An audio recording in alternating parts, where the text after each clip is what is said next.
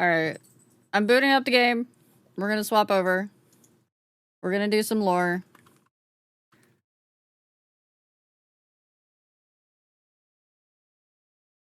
Cause we're gonna have some fun gushing over hot anime men, okay? I'm gonna disassociate for a while. Alright, let's see if it actually lets me do... I don't know why. When I have my stream up, I can't full screen it. F11 doesn't work. I wonder if it's because I have a different keybind that's actually, like, interfering with it. That's fine. We'll just do it like we did yesterday.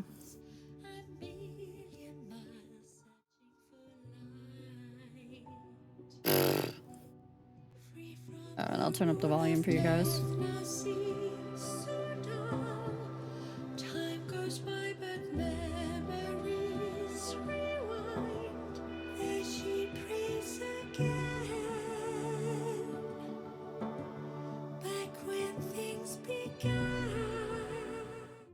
No, because I can do it outside of, like, when I'm not streaming, I can turn it on to, full screen. I was able to. Yeah, it's hot anime men time, chat. Let's go. I also realized something. I do have to fix something real quick. Hold on. So I noticed that when I tried to make myself taller, that unfortunately I made it so that I was also a little bit out of frame when I do short content. So I need to adjust that real quick. Give me a moment.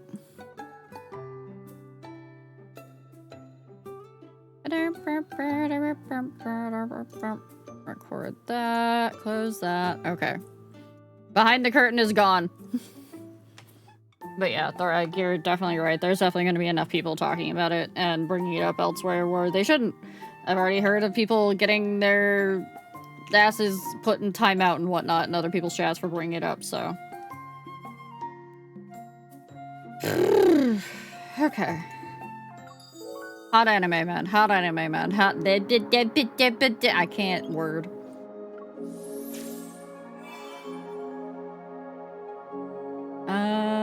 Okay.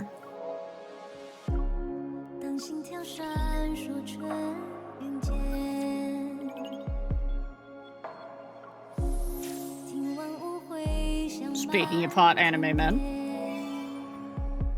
I already had that one, damn it. Music is nice and chill, yeah. It is always loud on the banner screen, though, for some reason, even though I turned it down. Okay. Let me go through, make sure... Oh. Make sure I've done all my little clicky clicks that I need to do for the day. I already went through and did, like, all of my dailies and stuff earlier, so I think we get to head right into story time, chat. And I have to remember where we were in the story, because we were not here. We were in the main story.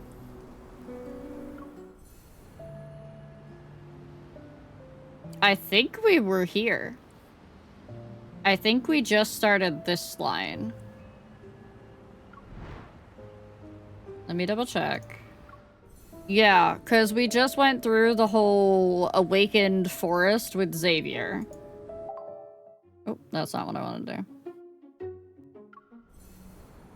The outfit he was in reminded me of Moe's from Honkai. This one. Okay. Buckle up! It's story time. Get your popcorn. Get your popcorn. Get your snackies. Yes, I know I need to download a resource update.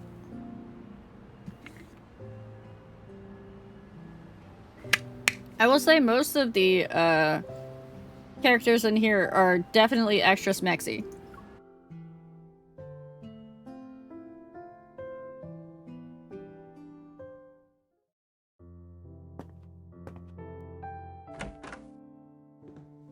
Grandma, I'm home. Ah, sweetie. You haven't been visiting often since you became a hunter. Did you miss me? Of course. Oh, something smells good. Is it roast pork? Oh, I've learned how to cook a new dish. Would you like to try it? What happened to the pipsqueak who wouldn't even pour me a glass of water? Work has changed you. I should have talked you into becoming a hunter sooner. Caleb? I thought I wouldn't see you until tomorrow Hi, at Nero. least. What's wrong with coming home early to spend some time with you and Gran? Wash your hands. Let's eat. So, I'm gonna let you guys know real quick. Because this is incredibly confusing to those of us in the Western sphere. We are not related to Caleb. Just because we both call the same woman grandmother, we are not related to Caleb. That will become important later. Just letting you all know. How's your health, Grandma? Still getting headaches? Oh, it's normal for people at my age to get them. I'm already used to it. I'll be fine as long as I take my medication. But didn't the doctor say you should be hospitalized for observation? Are you sure the meds will be enough? Who gets headaches because they're I older? just got out of the hospital. It's too crowded and noisy, and that won't help with my migraines. Is that true, chat? Do your migraines get Already worse a as you get worrywart? older? You can rely on me to handle the family stuff. I've submitted an application form for a long-term care ward. It's safe, quiet, everything's been taken care of. Right. Wait, when did this happen? And why didn't you tell me? Oh, Caleb, a decisive man as always. I didn't know about this either. If I need to stay in a hospital, you should visit me, all right? You can talk with Zane. Have lunch with him too, perhaps. Oh, she's trying to force us on Dr. Man. Even the world's busiest guy has to eat. I haven't seen him in a long time. We should invite him over for dinner, right? And we can kidnap him if he Not gonna refuses. lie, I hate the fact that they have the TV There going have in the been many background. explosions recently throughout Lincoln City. The Hunters Association has concluded these incidents are connected to Wanderers. So far, 22 have been wounded, with no casualties. We advise all citizens to be careful when outside. Explosions, huh? In other Hey, highly Pipsqueak, anticipated have there been a lot of news, active yesterday, Wanderers a lately? spokesperson from the World Evol Government's Kind of. Global Evol Medical But it's Center fine. announced that I know that. Lincoln has us. The Deepspace hunters of today know what they're doing. Well, even so, you shouldn't push yourself too Mhm. hard, my dear. And be sure to be careful during your missions. He I calls know, us But I'll be Pipsqueak. fine, Grandma. My evol works well against Wanderers. Besides, missions are often done in pairs. If we get hurt, we have backup. Even if that's true, your safety is always the #1 priority in whatever mission you take. Your evol is great, I'm not arguing that, but who's to say it'll protect you all the time? So overprotective. Huh?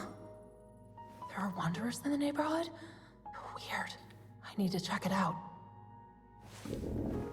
Grandma, Caleb, something's going on outside. I'm gonna take a look. Be back soon. Promise. Hey, Okay. wait up. I'm I'm gonna coming with you. warn my girlies in chat that are playing this for themselves. If you don't want spoilers, you're gonna need to lurk. You're gonna need to lurk, okay? If you're playing this for yourselves and you've just gotten into it and you're not up to this in the story, this is your warning. Major story spoilers coming along. Yeah, I was specifically aiming that at you, Ducky. Though if you don't mind, if you don't care, and you want to stay and experience it with me instead, that's fine. You are welcome to do that because you can always go and replay these yourself as well, like I'm doing right now.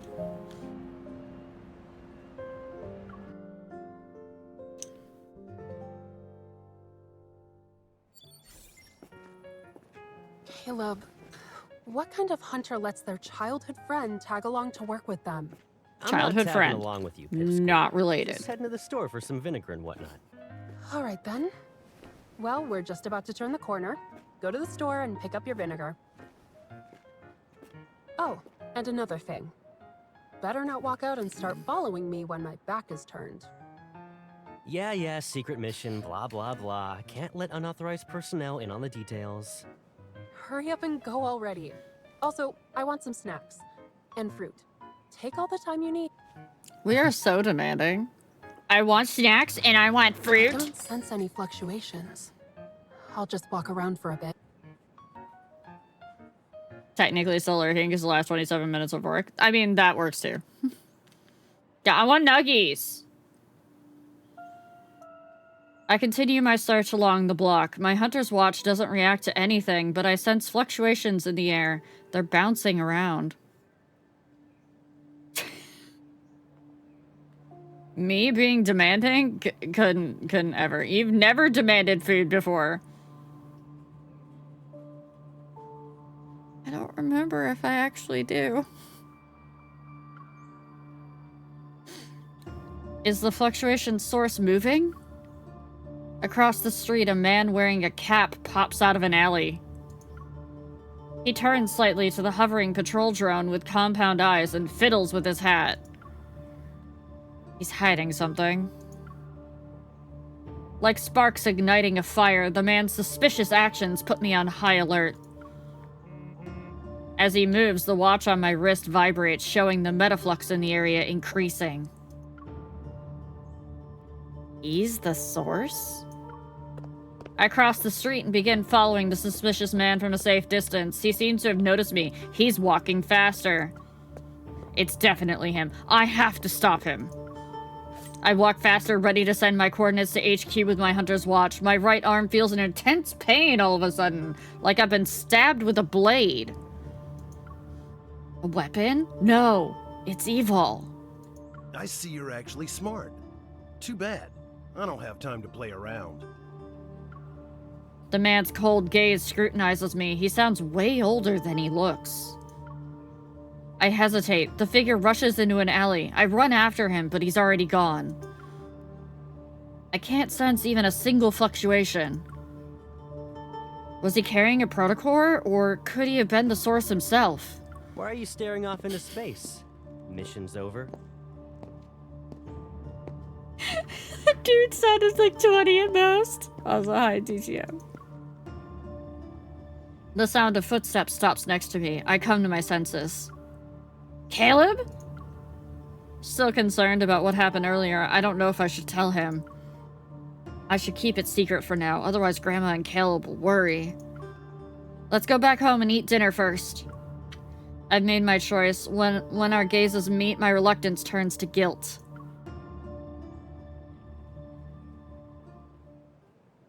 Did you find any big bad wanderers?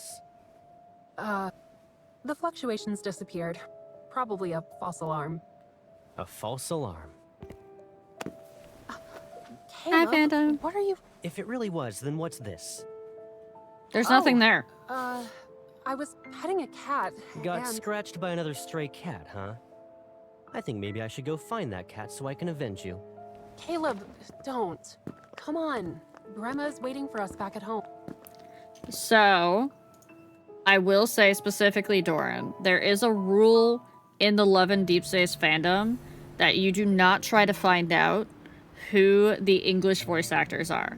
Or any of the other voice actors, like any other languages either. Because the voice actors have specifically requested their privacy due to the way that people will react to them in public if they find out who these people are. Yeah, you think the parasocialness goes bad for Idol fans? Yeah. So if it sounds familiar and you think you know a name, don't say the name.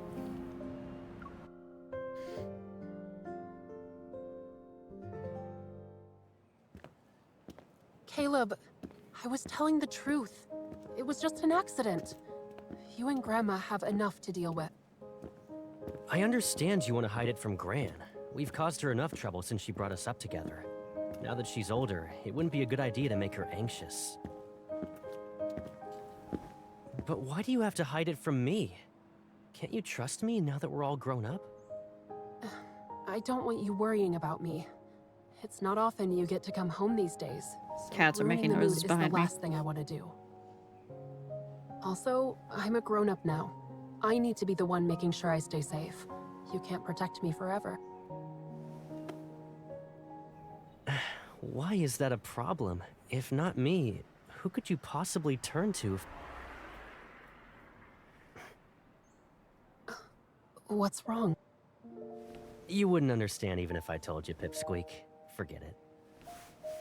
He's We've been keeping outside for too secrets! long. Gran's gonna be worried. You're doing it again. Go inside by yourself. I'm not your sidekick. Technically, Fine. at this point of the story, I But, haven't gotten that hide far the blood yet. on your sleeve before heading inside. Since you're a grown-up now, I won't cover for you this time. Hi, Anazumi. Enjoy your amethyst deceiver tea.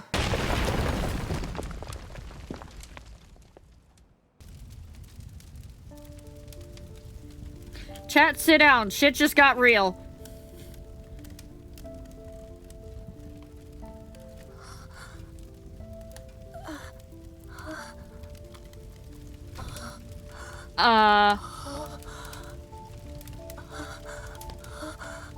No, but don't say it. Don't you say, don't. Oh no, I've already played this, Romelia, I know. Chat doesn't know though. Hi, Comfy.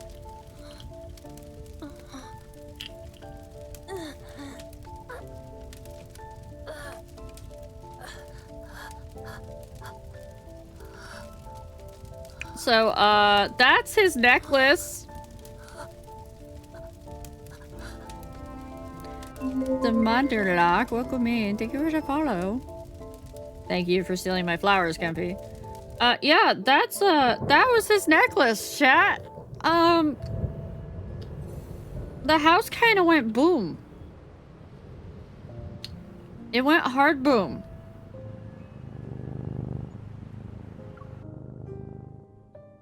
All of the boom.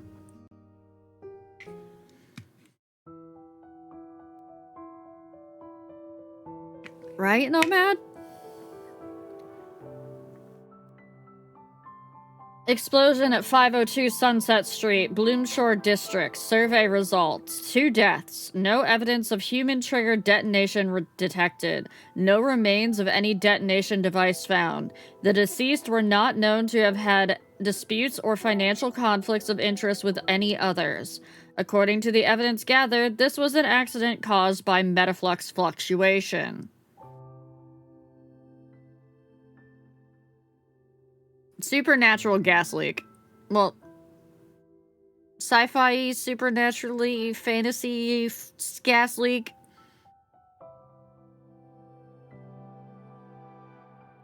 After an injection of protocore energy, the success rate of clinical treatments dramatically improves. In other news, in recent months, the number of wanderers in Lincoln has increased due to the fluctuations of metaflux.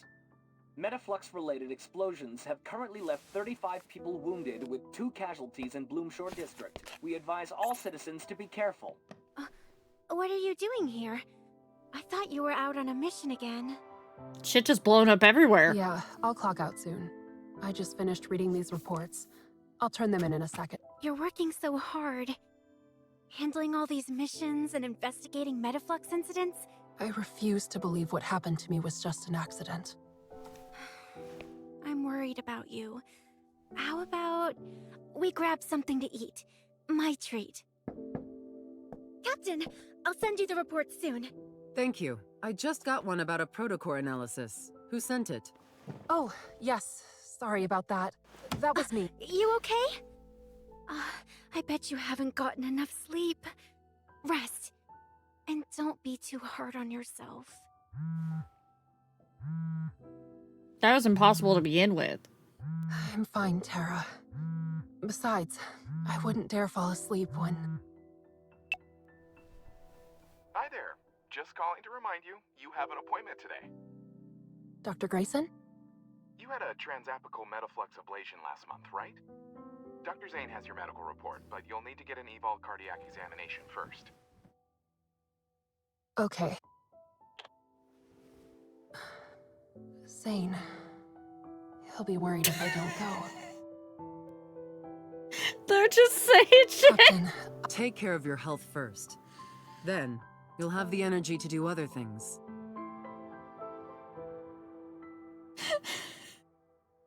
Welcome to sci-fi, where they just make shit up. Not now, Raphael. I'm in the middle of story. You can poke me later.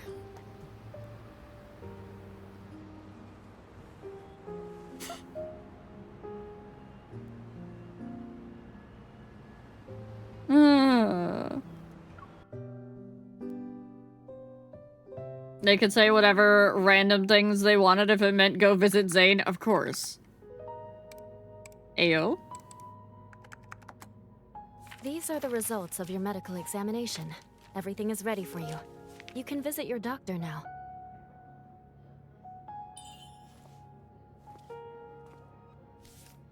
Hey, Nikiji. hello. My doctor is Dr. Zane. Is he available right now? Oh, wait. I just noticed why we were holding that paperwork so hard. Grandma is still our emergency contact listed in the medical files. Oof. My full setup working now. Let's see if my graphics card bursts into flames. That was a nice little touch, Because actually. of the recent Wanderer attacks, Dr. Zane has been working overtime. Emergency operation in OR3. Call Grayson, stat. On it. Patient is elderly male. Prepare the pump for cardiopulmonary bypass. Yes, of course. Oh, I'm sorry. He's just very busy right now. Can you wait here for a bit if you're not in a hurry? It's fine. The operation is more important. Thank you. Chat, we're in ads. I just noticed those. Sorry. Those of you that might be stuck behind ads, I am pausing specifically during these because I don't want people to miss out on story. If you're not behind ads, tell me something good that happened today. I want good news. Give me good things. We need good vibes, chat. We also just saw something, like, we just saw our main character here lose their childhood friend and grandma, so... Nova, that's not good news!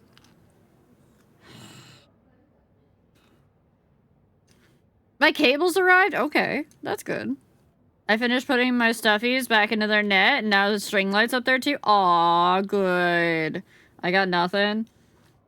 Not even a little anything? It doesn't have to be from today.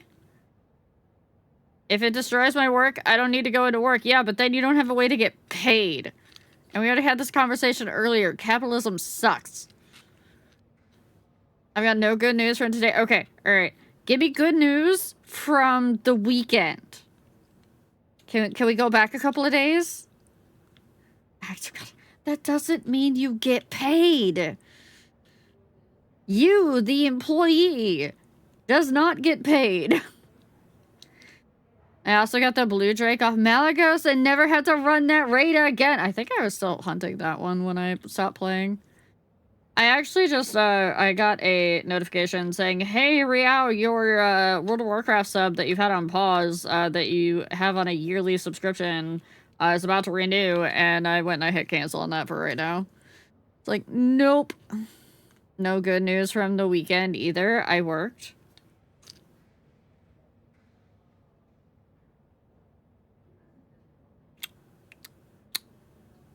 God damn it, chat. Alright, this is why we have to disassociate with hot men.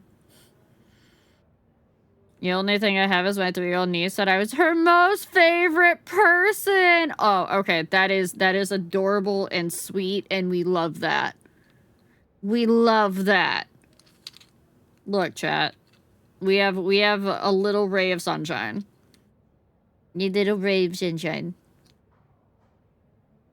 I got to, if nobody saw it in Discord earlier, I was feeding the fish after I fed the animals, and I saw a garter snake like on the edge of the pond, and I was trying to catch it so that Rat wouldn't get freaked out by it because he's phobic of snakes.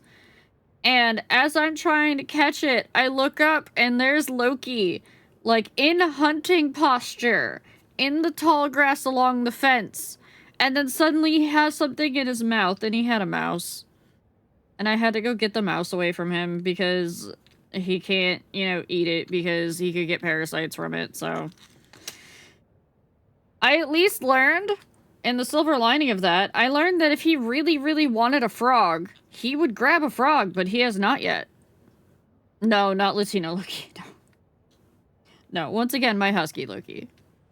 I ranked even over her own parent. How much do you spoil that child?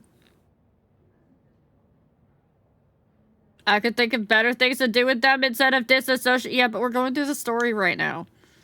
So therefore, disassociation. I had a nice sandwich for lunch. Ooh, okay. Hi, Dan. Thank you for my headbets. Alright, we're back from ads. We continue. Yeah, you definitely spoiled the hell out of her then, Thorag.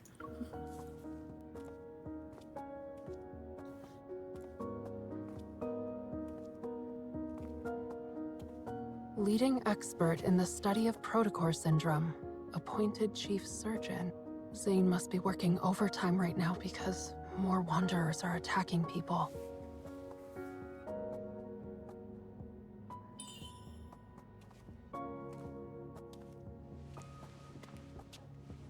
Oh, our shift's finally over. Do you want to get some hot pot? Oh, can't. I promised my granny we'd have dinner together later. Thanks, game! Grandma.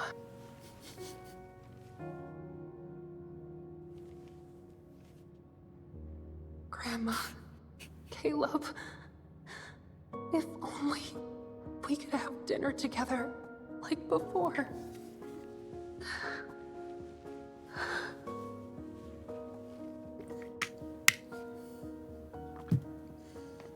I saw a post a while ago before I actually like fully got into this, and it was like what you think Love in Deepspace is going to be like versus what it's like.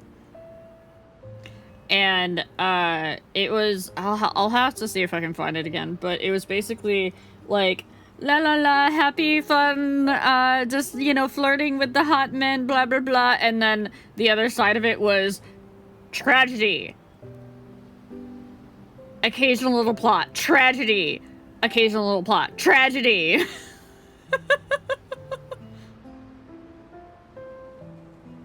Game said you want happy? Bet. Both of them very old and unclear how much longer they have left around. Yeah.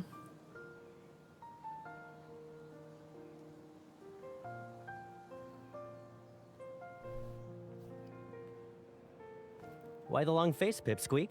This I'm is a just going to flashback. Aerospace Academy. Shouldn't you be happy? But it's all the way in Skyhaven. What if I suddenly crave your braised chicken wings? Oh, don't be too sad. He'll be back for the holidays.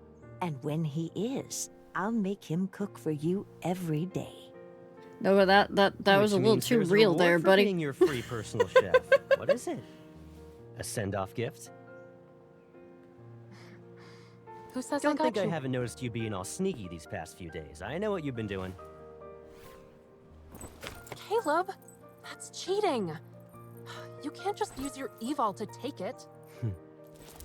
I knew it'd be in a style you really like. Won't you put it on for me? Aw, Doran. No way, don't you have hands?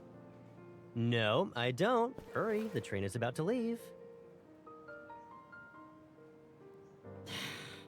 Making us put the necklace on him. If I see it's not with you next time, you'll be sorry.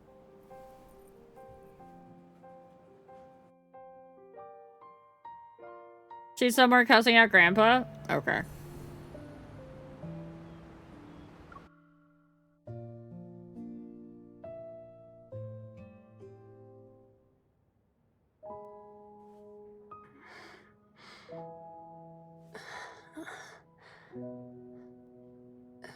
Grandma. Caleb. I'm in Zane's office? This is not where we fell asleep. We were on the chairs outside. Sorry, Zane. I must have fallen asleep while waiting for you. You do realize it is 11 p.m., right? Oh. I had to move you because you wouldn't wake up after 3 attempts. I've been busy with missions. I do believe that there is a follow-up plan listed on your discharge summary. I suppose you didn't notice. Oh, he's so mad. I'm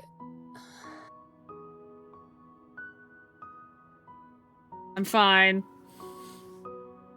I'm fine. My health is better than before.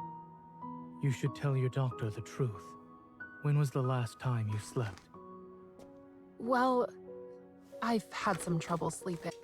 Is that voice doing something Visit for you, the Nova? neurology and sleep center before you leave. They can help. Here's your medical report.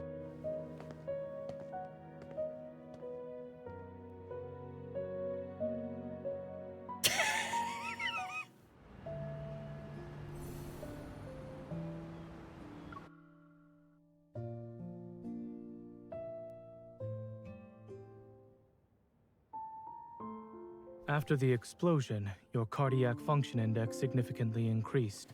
It's most likely a result of the metaflux. At least 3 months of rest and observation are required, but your circumstances called for me to make an exception. Seeing your current state, I regret discharging you early. I just want to know why the explosion had to happen. Take it. Funny box thing with thumbprint? Your grandmother asked that I give it to you. However, whether or not now is a good time. In any case, perhaps this has the answers you seek. Grandma was keeping secrets?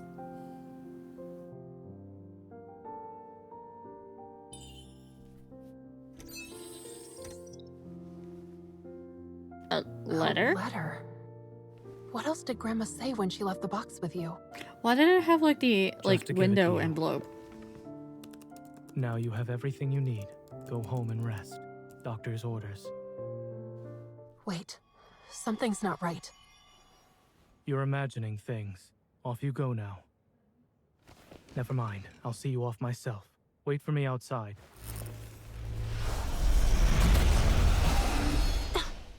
Oh. Protofield has already been formed. Impeccable timing. Wonderful. This Wanderer is stronger than the ones I've faced before. Sorry, can't follow Doctor's orders right now. I'm so confused. Let's just focus on the situation. I'll fill you in a second, Doran. I'll get you up to speed. So basically, yeah, what Nero said is true. So this giant portal opened up over our city, and it started spitting out these things called Wanderers, and they're not, as far as like they're basically just monsters as far as we can tell. But they attack human and animal alike. And they drop these things called protocores when they die. And they're still constantly appearing, and that's what just happened. A mini portal opened and spawned one of them right in his office. And it's our job. We are one of the people that has been trained to hunt these things down so that they don't kill innocent civilians. We're kind of like military, a little bit.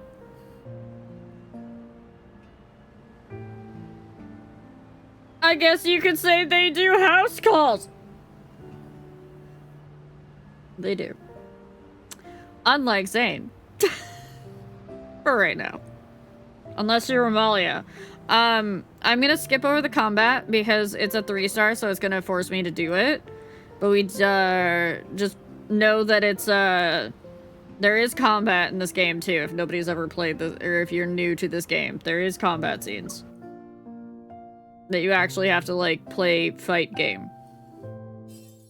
I did try to. Also, hospital's flux stabilizer broken or something? How did a Wanderer manage to get in? Your hand. Your evol is... Do you need help? Keep your distance. His entire arm is frozen. Zane, you... Oh, okay, he's all better now. It's fine. You need a doctor. You seem like you also need a doctor, huh?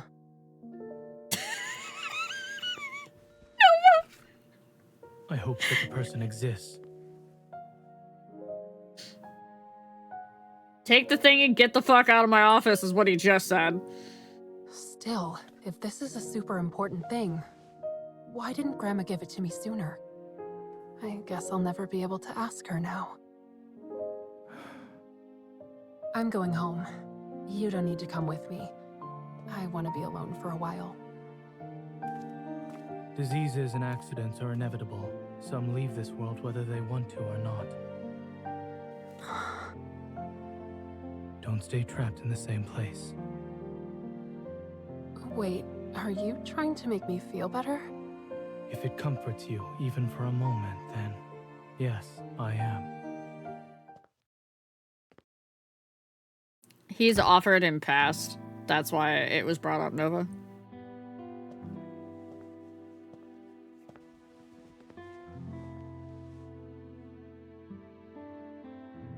Your condition is serious. No more delaying treatment. The time has come. The heavens have been more than kind to someone like me.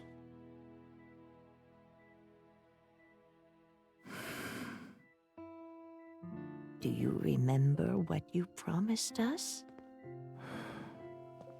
Well, if the worst case scenario happens, please take care of her on my behalf.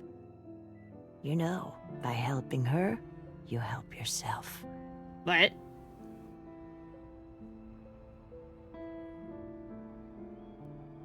Grandma had secrets!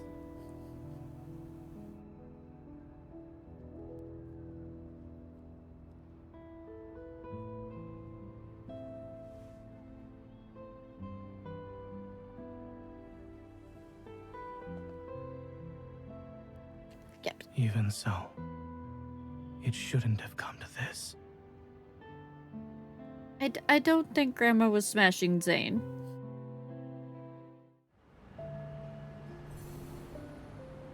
Oh, and then that's all the battles that go through this. Okay. On to the next chapter.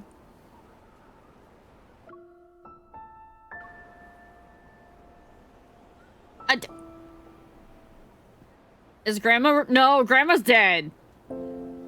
And there's no ghost, so no romancing Grandma. Grandma's the secret date. Chat. Oh my gods. I press my thumb down on the lock and Grandma's box opens with a light mechanical clink.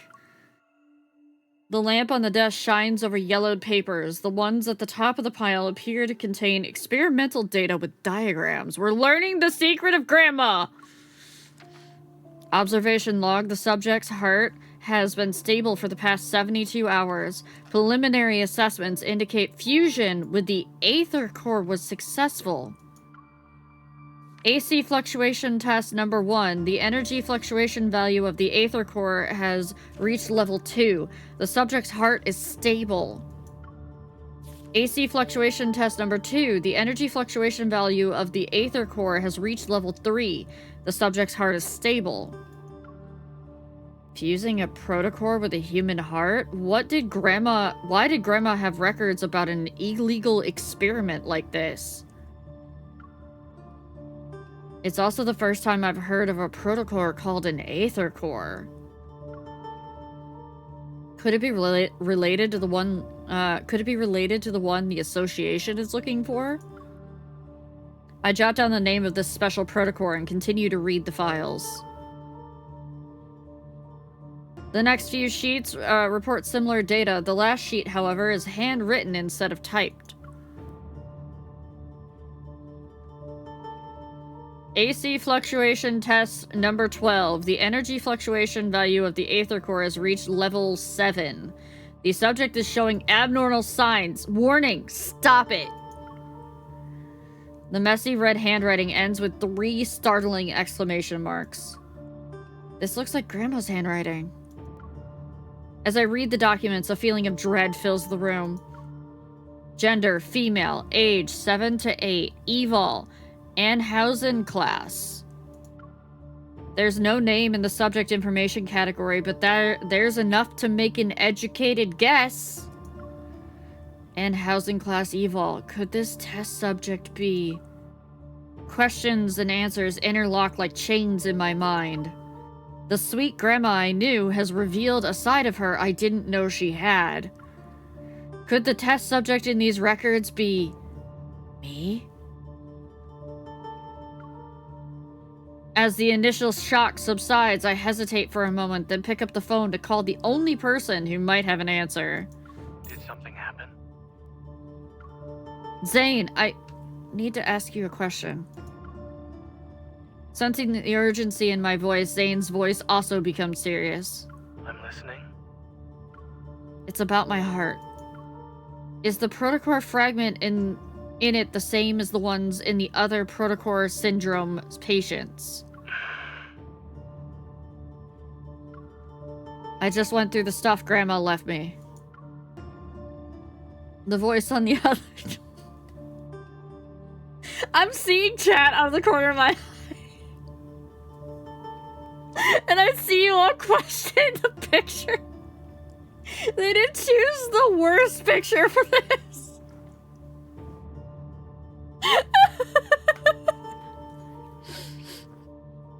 Why is that in her phone? Like yesterday, let's stare at the man's butt the whole time.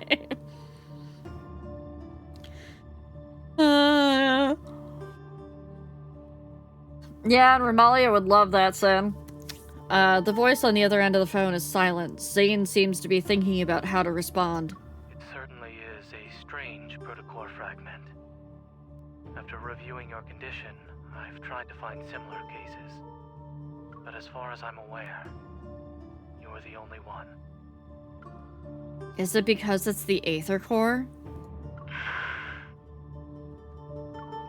You're my primary care physician. Grandma also entrusted you to give me these papers. She must have had a good reason. It's only been 6 months since she passed. Regardless, aside from its name, I don't know much about it. The fragment in your heart has been there for a long time.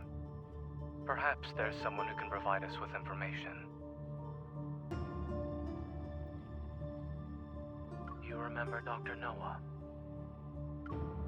The person Zane is talking about was the previous chief medical officer of Asco Hospital. He's an old acquaintance of Grandma and Zane's teacher. He's also the first doctor to treat my heart disease. If anyone knows something about the files Grandma left, it's him. Dr. Noah is currently doing a personal research project in Snowcrest. If you want to meet him, I can help you get in touch. However, the weather in that area has been quite unpredictable as of late. The train to Snowcrest is often unavailable. I suggest visiting him in 2 weeks. I don't have time. Alright, I'll think about it. I try my best to sound nonchalant, but I already made up my mind.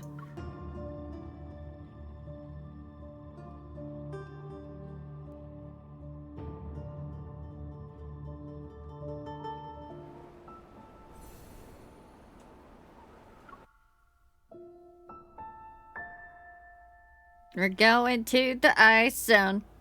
So you're already in the Arctic? Did anyone go with you? What? Okay, so it's just weird to me to be like, you're just in the Arctic. Who the fuck just goes to the Arctic? You know?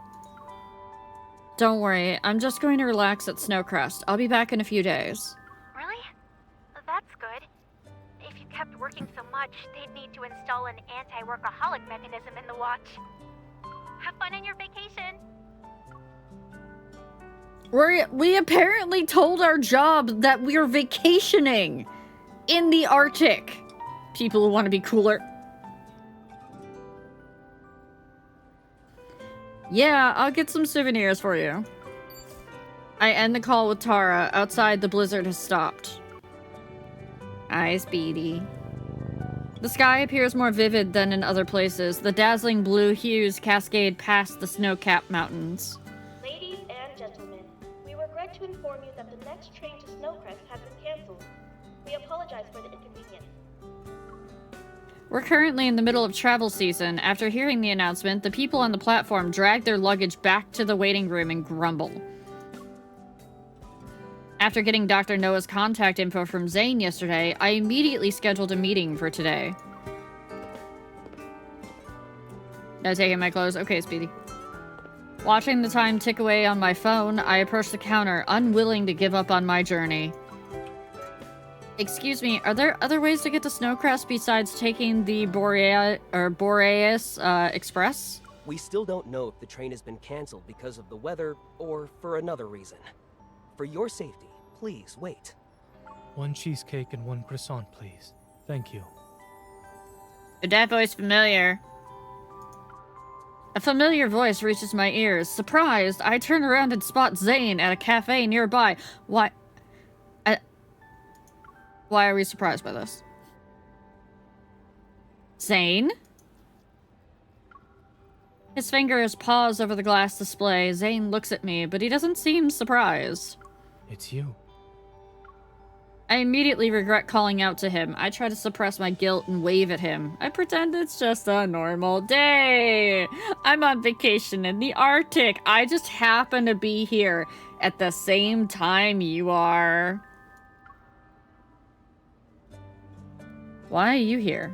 There's been a new development in Dr. Noah's research. He asked me to visit him a week ago. After answering my poor excuse of a question, Zane's gaze shifts back to the freshly baked bread on the counter. He's not as young as he used to be and can't always do things alone anymore. I help him whenever I'm not too busy with work. Would you like to eat something together? Thanks, I'll get a sandwich then. Sir, the 2 lattes you ordered are ready. Here are to go.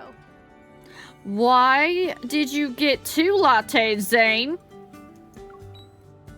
As Zane is about to pay, I beat him to it. It's on me, since we're both stuck at the station. Why don't we keep each other... I noticed the 2 lattes on the counter and suddenly realized something's off. Why did you get 2 lattes? He makes a soft D! Deja vu D, I understand now! I understand that I get it now! I see where you got it from!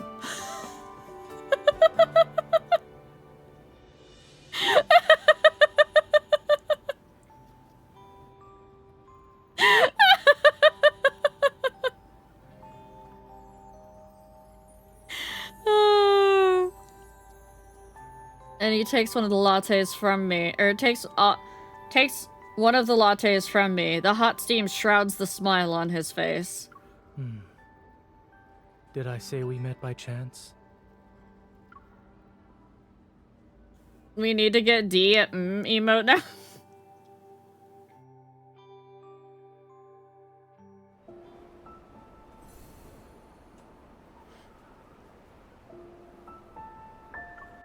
Beyond expectations. There is only one flight from Lincoln City to the Arctic. It departs in the morning, and it arrives in the evening local time once a day.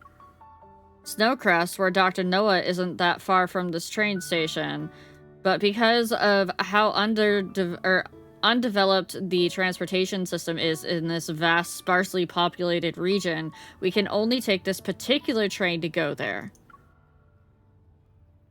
The display screen hanging overhead shows rows and rows of red delay notices. The number of people in the waiting room decreases.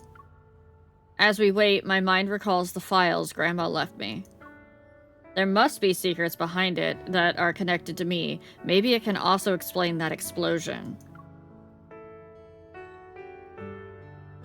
What are you thinking about? Zane's voice interrupts my drifting thoughts. I force a smile. I'm thinking about what an aether core is and why it's fused with my heart. What if I'm a dangerous experiment that escaped from a secret lab? Maybe armed men in suits will suddenly appear and take me away in a few seconds. Don't give them the plot of a romance novel! Zane listens to my wild thoughts without interrupting me. Well, a few seconds have passed and nothing happened. Maybe you'll get your answers when we arrive in Snowcrest. Zane gently comforts me, as if sensing my fear.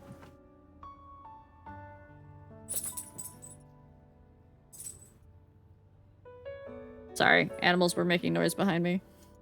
The protocore energy in your heart has always been stable. It can form an invisible shield to protect your heart when you're attacked. You also haven't become as weak as other patients with protocore syndrome. Are we literally fucking Iron Man? We have a thing in our heart, but the thing protects us. In other words, it's a power made just for you. I'm not fucking... It was made just for me? You won't have to worry about it anytime soon. You'll live for a long time. Long enough to find out the truth. I put my hand over my chest, trying to feel for anything weird with my heartbeat. Will the person who put the aether core in my heart want it back one day? Ladies and gentlemen, we regret to inform you that the train to Snowcrest will be delayed until 11:30 a.m. tomorrow. We apologize for the inconvenience. Really? It's gonna be that long? I'm not surprised. We'll have to spend the night in a hotel near the station. A group of fully geared hunters rushes past us. The evil railguns in their hands are glowing blue. They're clearly charged. To be armed, and is the delay caused by wanderers? Let's get going. Heard wanderers showed up in the dispatch center. That sucks. I wanted to see the Aurora in Snowcrest. They pick up their luggage and follow the very apologetic staff to a nearby hotel. I stay on the bench. Zane wants to get up, but stops after glancing at me. Are we not leaving? Those hunters are on a mission. They must have a way to get to wherever they need to go, no matter how bad the weather is. An idea pops into my mind. I grab Zane by the arm and chase after them. Let's help out. I'm taking the doctor man into combat with me again.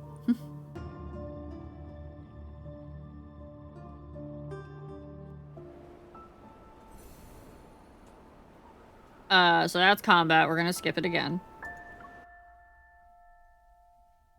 Combat medic that throws around icicles. Thanks a bunch. The dispatch center was quite crowded. Lincoln hunters like yourself have more experience in evacuating people and preparing for battle. Icicles. His weapon is ice. Legitimately. Don't mention it. We all learn from one another. The magnetic field here is unique. Wanderers usually hang around the snowfield and mountains. They only started appearing in crowded places recently. It's probably because...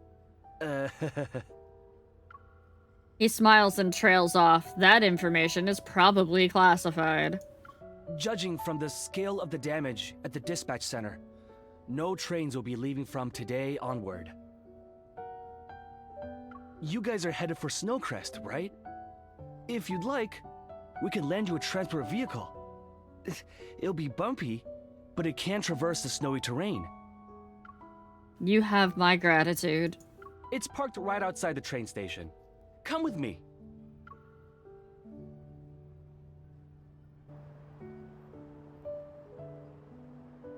It starts to snow outside. Zane and I stand in the freezing wind.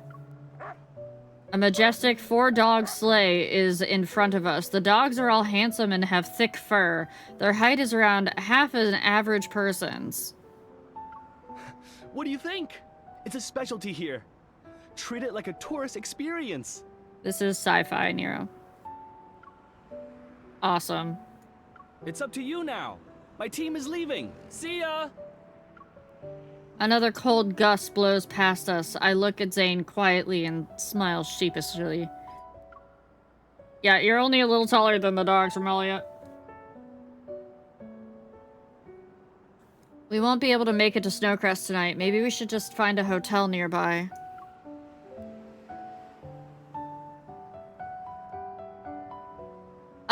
I think it's actually a different world. Yeah, it's a different world, I believe. Zane hops onto the sleigh and grabs the reins effortlessly with gloved hands. Get on. Because if I remember right, they do say something later on about Earth being in the past. So you know how to drive? I mean, ride it? Not all of my trips were accompanied by medical staff. I've ridden these sleighs a few times. But those are actual dogs. You are the deluxe snow dog. The auto-driving system has been fully upgraded. Please select one of the following to start your adventure. Sightseeing, full speed ahead, children-friendly. Are the dogs robots? The dogs are robots, aren't they? With fake fur. It can talk? I stumble as I board the sleigh and almost fall into the snow. Zane grabs my arm just in time. In the howling wind, Zane glances at me through his goggles. His voice, muffled by his scarf, carries a hint of mirth. Shall we get going? Please drive safely.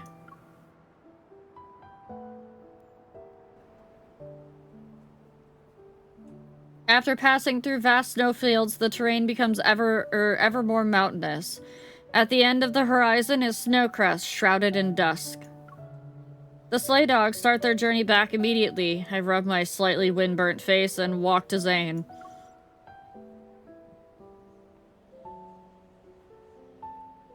Judging from how well you steered, you're definitely not someone who helps out a local a few times, or who helps out a few times a year. You're like a local. What did Dr. Noah say? Should we go directly to him, or...? He said he's busy at the moment and can't pick us up in person. But... Zane pauses. Curious, I meet his gaze. He's arranged our pickup ride. A snow-white silhouette suddenly appears between us. Chat, please observe. Please look at it. This is our pickup ride. This thing is going to...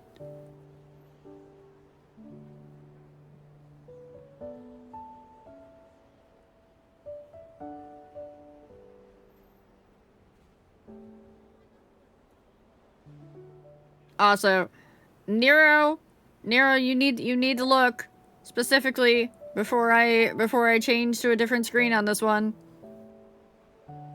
Nero with an I.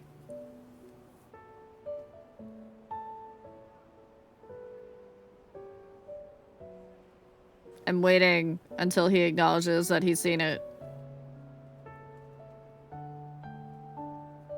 I'm gonna laugh if he, like, literally just walked away.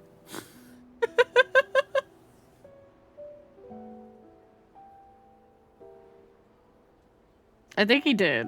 I think he, like, just went AFK. Yes, you! Look! Look! It's a fox! Our ride to the doctor's house is a fox!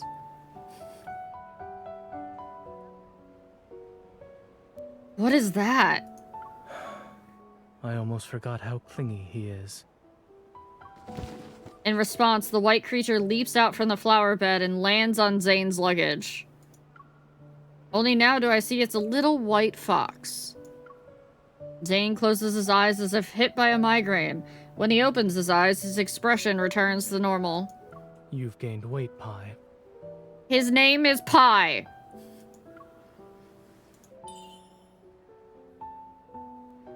You two know each other? He is Dr. Noah's pickup ride.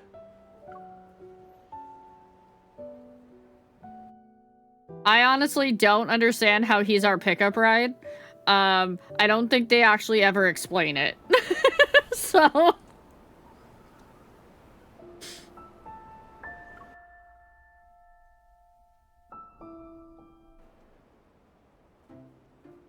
Pi.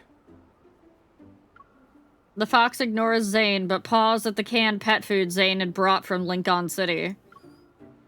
In this cold, soulless world where advanced technology reigns supreme, it's surprising to see gluttonous creatures like you. Oh no, Speedy!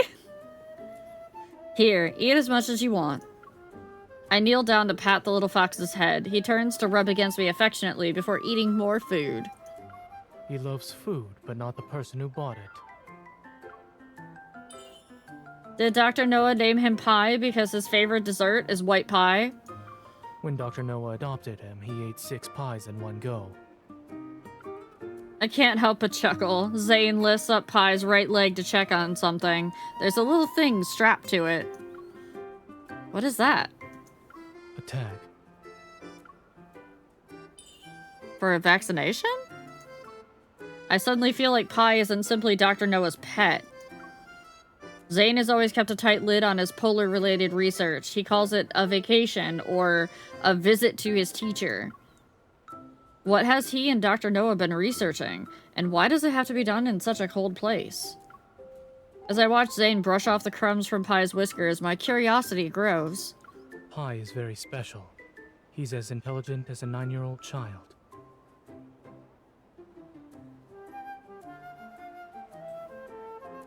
That's not a good combination. Stop experimenting on animals! Don't be fooled by his cute, innocent appearance. With a poker face, Zane blocks Pie's attempt to pick up another can and taps the fox's head. You only get 1 can of snacks per day. Go on now.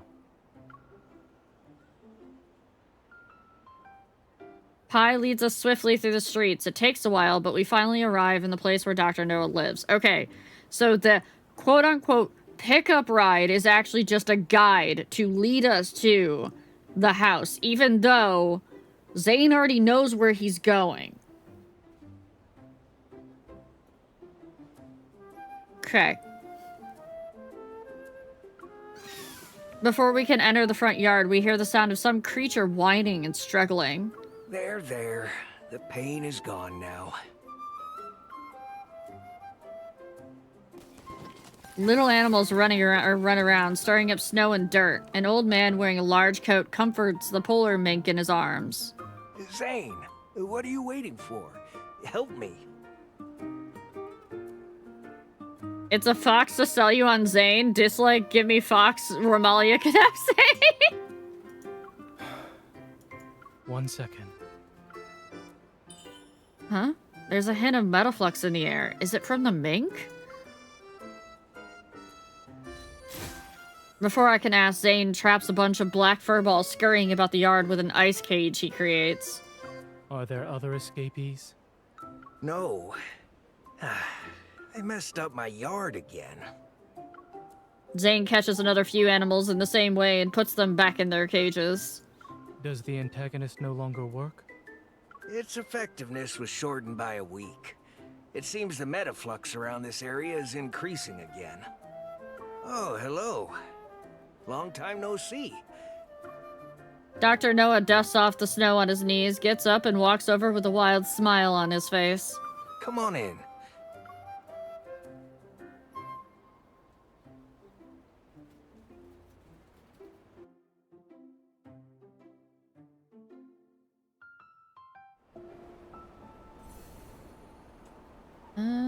Aether core.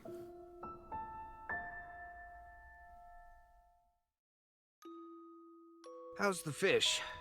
It's not much, but I caught it myself. I don't know, I feel kind of weird eating fish when I know about Raphael now.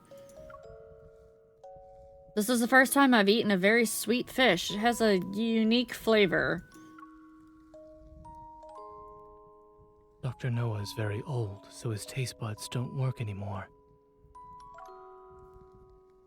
Did he put sugar on the fish? Instead of salt? After dinner, we sit in front of the fireplace together. Having eaten his fill, Pi sleeps between me and Zane. Dr. Noah puts on his spectacles and studies the files I brought.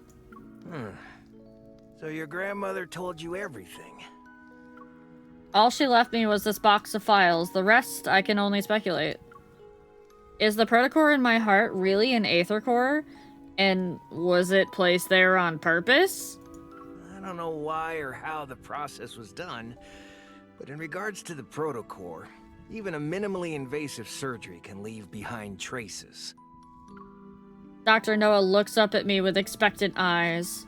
If I had to guess, it might be your innate strength. How can that... There are countless, seemingly impossible hypotheses behind every scientific conclusion. Before the Evol gene emerged, no one believed they could wield the power of nature.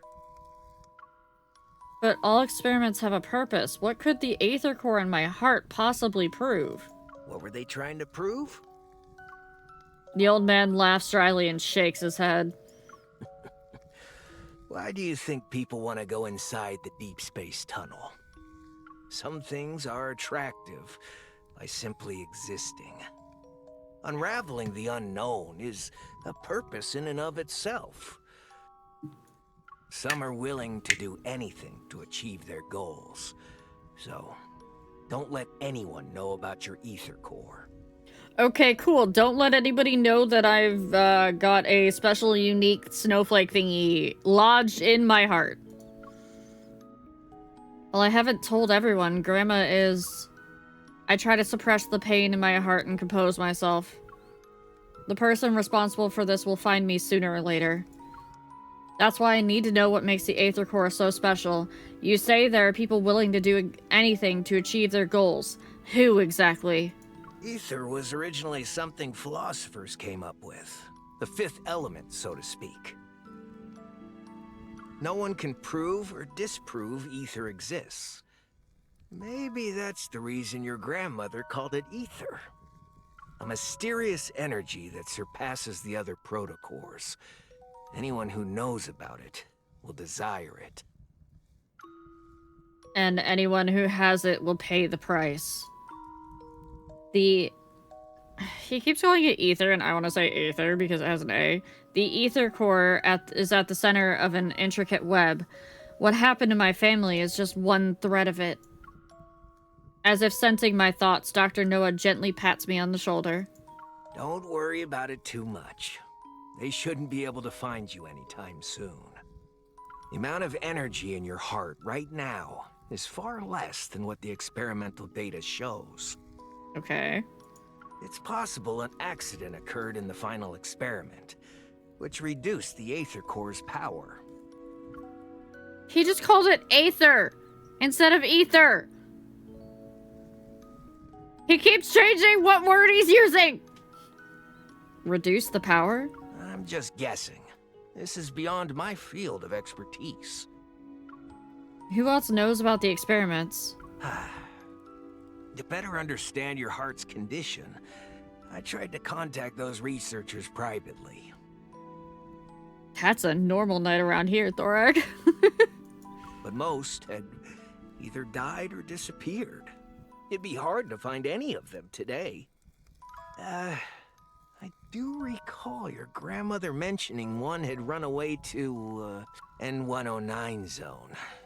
They joined Anna Kindness. Cool!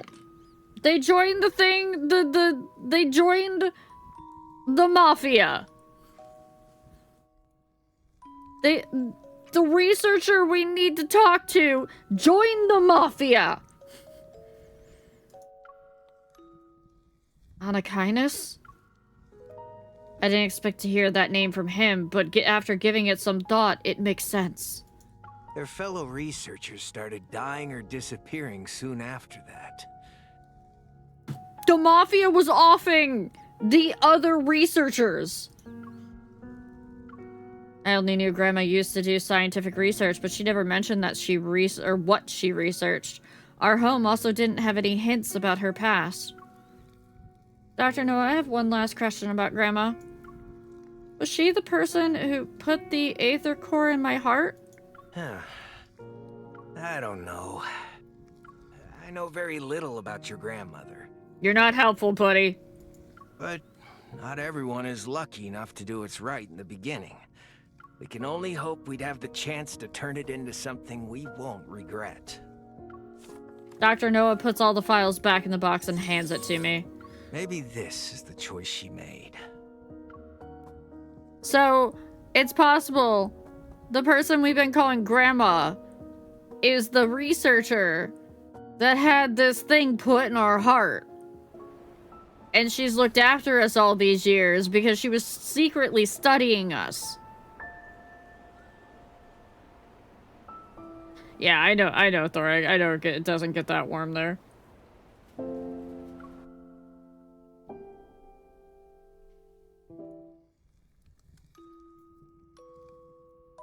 In the stillness of night, all is quiet except for the muffled crackling of the fireplace. Occasionally, a few sparks pop out from the flames, making a crisp sound. After tossing and turning in my bed, I decide to sit in front of the fireplace and go through the files left by Grandma. The Aether Core, energy incomparable to other protocores. Grandma knew someone might target people related to Aether Cores. Is that why she kept me in the dark for so long? What should I do now? While my mind is a tangled mess, I hear a rhythmic tapping sound from the French windows. Hi, Toxic. As I turn, I see Zane standing there with a thin layer of snow on his hair.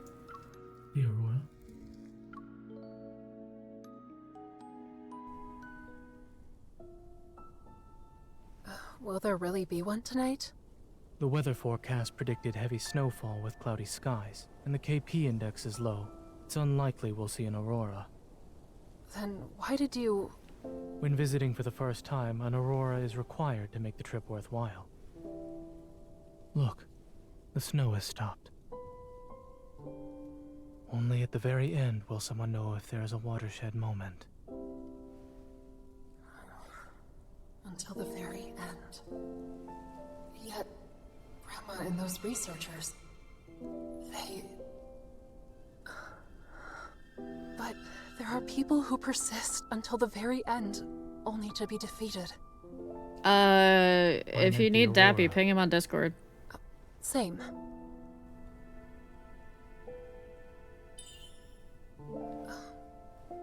What's that over there? Mount Eternal. Oh. I remember. It had an anomalous protofield a few years back. Dr. Noah chose to live here in the Arctic. For your research project, right? Not necessarily. My friend sacrificed himself during the protofield anomaly that took place here. Oh, I see. I'm sorry. Why are you apologizing?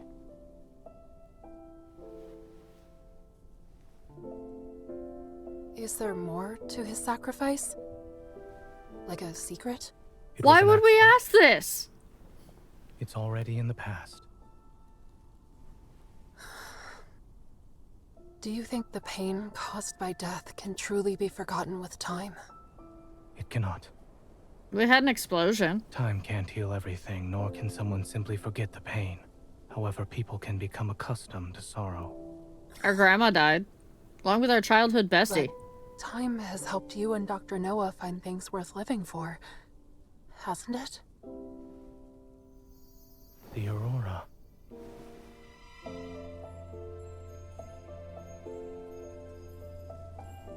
You're right. An Aurora is required to make an Arctic trip worthwhile. It's a shame we can only enjoy it for a few moments.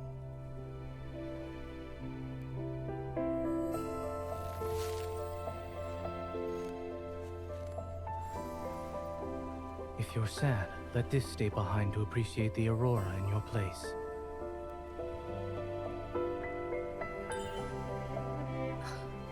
Is that snowman supposed to be me? Are you going to stay in Snowcrest for a while longer?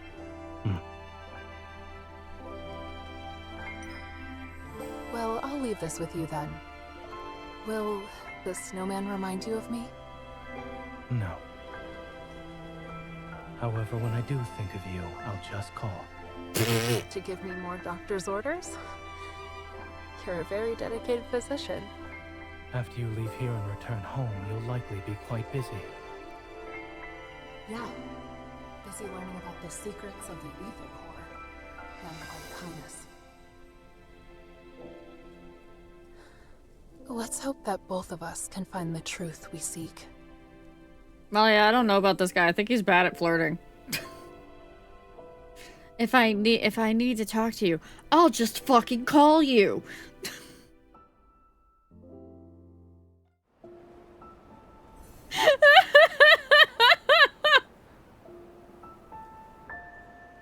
Listen, I'll just fucking call you. Give me a second. I'm gonna adjust the volume settings a little bit. Because I think the music is a little bit louder than what I want it to be at. I turned this down earlier! Game. Because I wanted the voice sound to be... Oh no, voice up, music down. There we go. The music's good and all, but I want to be able to more clearly hear the voices, you know? Especially when they get a little bit whispery.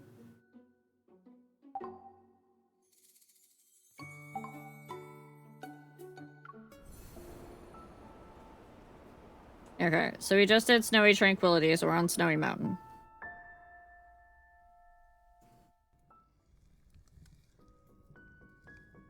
I'm going back to sleep. Good night. Good night. I bid farewell to Zane once we returned to the living room. The aurora might have actually put me at ease. A wave of tiredness overwhelms me. Wait.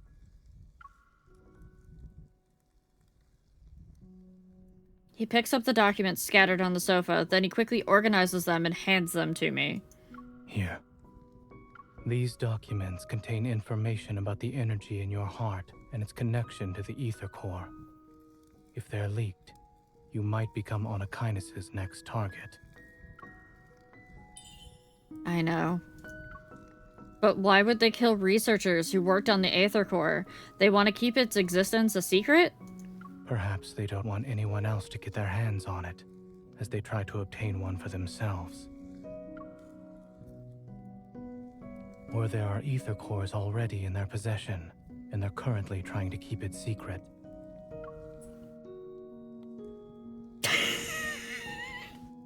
Ramalia! I pause for a moment and then grab the documents from Zane's hand. What is it? You said there could be Aether Cores in Onykinus' possession, right? I quickly flip through the documents and an idea forms in my mind. I was only speculating. No, you might be onto something. Found it. Energy at rest. 3021.7 EV. This is my heart's minimum energy output value that corresponds to the ground state of the Aether Core. It dawns on me. I lift my arm and use the Hunter's Watch to look through the database on that protocore I found in the no-hunt zone.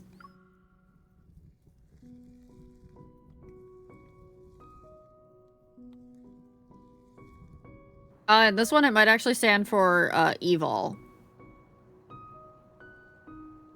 3019.9 EV.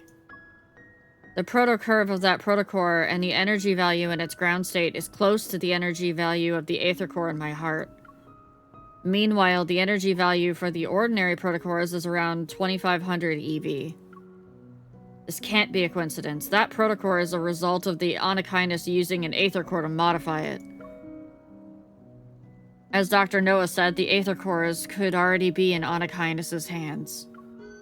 It's not electric vehicle. A cheerful cry snaps me back to reality. Pi circles around me twice and curiously paws at the luggage by my feet. There you go, Nero. Pi is back already. It took a lot of effort to get here. Why not stay for a few more days? Thank you, but I want to go back home and double check on something. When I have time, I'll visit you again. Then I'll stay until you beg me to leave. Great. I'll hold you to it. I called a friend. He'll take you to the train station in a bit. Is that friend Zane? Hi. Zane walks out of the house carrying his belongings and beckons Pi to his side. All set? Mm-hmm. It's freezing. Please go back inside. Pi will be my... Zane exchanges a few words in a low voice with Dr. Noah and then walks over to me. Stay safe. Okay, it looks like Pi is going with Zane, and we're going off on our own. You really aren't coming with me? What? Did you think I was joking when I said I was here on business? But they're using Zane and Pi in the same sentence. No, not really. Yeah, I saw it. I'm waiting for them to actually pop up. I shift my gaze, the distant snowy mountain in a deep slumber. For some reason, hearing that Zane plans to venture deep into Mount Eternal reminds me of what he mentioned last night. I still feel uneasy. You take care of yourself and Pi. I will. Pi barks twice at the entrance and Zane nods to Dr. Noah before turning around and leaving. And we never saw him again. As daybreak arrives, everything else is still sleeping. His figure disappears step by step as he heads into the wintry mountain. Oh. We're in ads, chat. We're in ads. Chat. What do we think about Zane? What do we think about Zane? So far of what we've met of Zane. How are we feeling? Amalia, you're a special case. You're already dating him in the game. 11 out of 10 Pi, 3 out of 10 Zane. Hey, at least he got a 3 from Nero. It wasn't a 0.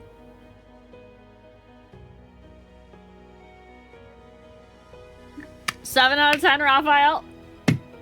You barely met Raphael. He's a little chilly, so it befits his power. Yeah. I do get that a little bit. Hi, Fulnir. I know. Onyx is, like, trying to snuggle with you. I like his fish. Is that what they're calling it these days? I mean, he does say, "Come, my shark is hungry." He says it a lot.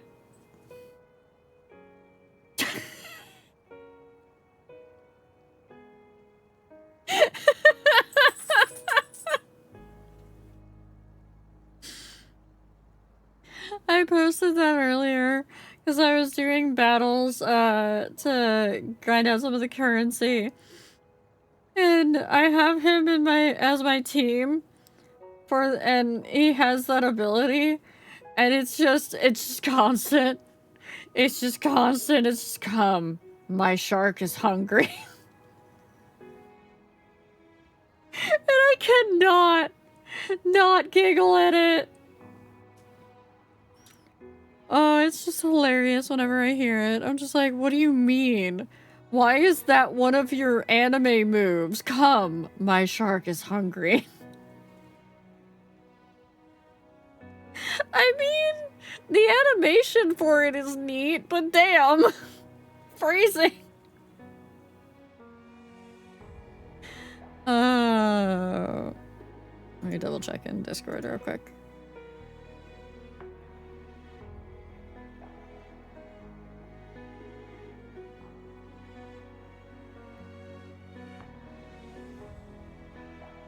Come, my shark is hungry. Accurate. But, so funny thing, in one of his voice lines, he actually does go like brr, brr, brr, brr, brr. Like he does like blub blub like a fish. It's kind of hilarious.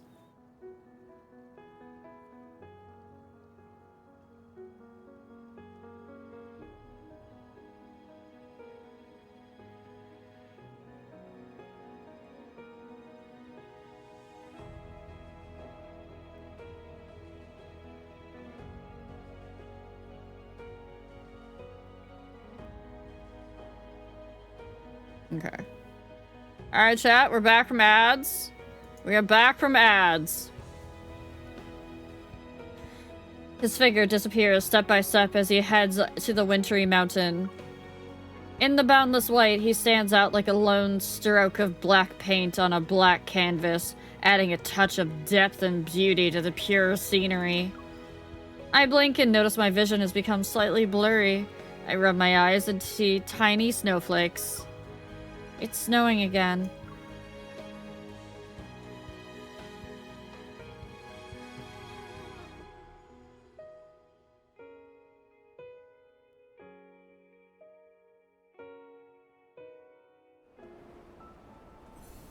And then suddenly, for no reason, out of nowhere, 3 battles in a row. Like, I didn't... Like, when I got to this in the story, I was like, what? Huh? So, yeah, that happens. Alright. Hey, remember the puppy from earlier? The puppy man? Yeah, we're back with him again. It's back to the puppy man. It's back to Xavier. Do we have any Xavier likers in chat? I have a cat? Is this a new acquisition, or is this a cat that has been around for a while and you are now cuddling with said cat? Molly is like, I'm gonna go sleep now because I got nothing. I don't want Xavier. On the day after returning to Lincoln City, I went through the application process to access all available databases in the association. However, the word on kindness was... Sorry. No relevant data entries can be found. Please use another database and try again. How? It didn't seem like a secret since Captain Jenna mentioned them before. Are there hidden search results? I try again and type in N109 zone. 51 relevant data entries found. The N109 zone, once a hub for technological advancement, was destroyed during the disaster 14 years ago. It became a wasteland. Hi, Crypty. A protofield has engulfed the no-hunt zone, isolating it from the outside world. Wanderers and fog act as a natural barrier, rendering the area free from governments and associations' jurisdiction. Crypty, enjoy your chrysanthemum Tide tea. Over time, countless misfits and exiles risked their lives to enter the N109 zone. Various factions now exist in an area where violence and crime are the norm. The N109 zone is now a lawless place where morality is unheard of. Text continues to appear on the screen. As I quickly skim, my disappointment only grows. All of this is vague information. It won't find any leads on the N109 zone from the association. Oh. I sigh and end my search. Suddenly, Tara's face appears in front of me. Hey! So, how was Snowcrest? Did you have fun? Tara! I grabbed the souvenir I brought back. The aurora was amazing. The mountains were beautiful, and then there's this. You actually remembered? Hi, Raptor. I'm letting chat see the lore. I'm going through the story with chat. She happily accepts the souvenir and then leans in. I noticed you were looking into the N109 zone. Got a new mission already? That's a place even veteran hunters won't touch. Shouldn't Captain Jenna be extra prepared before heading in? Yes, the stuff outside the butt grabbing. I gotta show them the wholesome stuff, the actual story. So that they don't think that I'm just here for the butt-grabbing raptor. I'm here for the lore. The fewer people involved with Anakinus and District District N109, the better. I hesitate for a moment, then beat around the bush.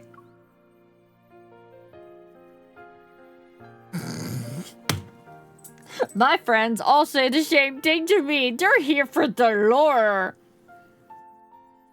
I was just curious. Even if Captain Jenna gave me the mission in person, I wouldn't accept it. I see. But I heard the people in the N109 zone are too busy cleaning up their own mess. They won't be causing trouble anytime soon. Okay, both Nero and Sync are correct. What do you mean? About a month ago, not long after our last mission ended, there was quite a spectacle in the N109 zone. Numerous deals were being made on the black market. A whole bunch of protocors were all cleaned out without a trace.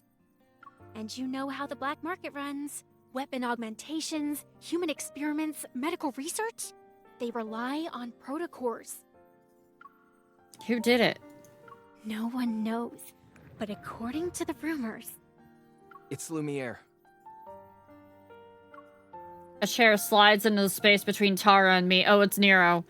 It's the neurodivergent, nerd who's hyper-fixated on Wanderers. Nero, when did you get in here? Lumiere? Yeah. Aside from him, nobody can just go in and out of the N109 zone. Neurodivergent? Lab, go to the puncheon. Go to the puncheon right now. He pushes up his glasses, a glint of excitement flashing. Not the classic anime glasses push up and like the like light glints across the glasses lens as it gets pushed up and like the smirk.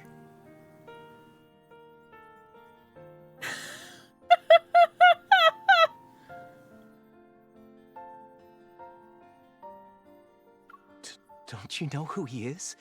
He's a mysterious hunter who appeared during the disaster 14 years ago. He was the first person to successfully kill a Wanderer. The Wanderer was really stunning. I mean, formidable. It's known as a... He's also a monster fucker in secret, we've found out. I know Lumiere.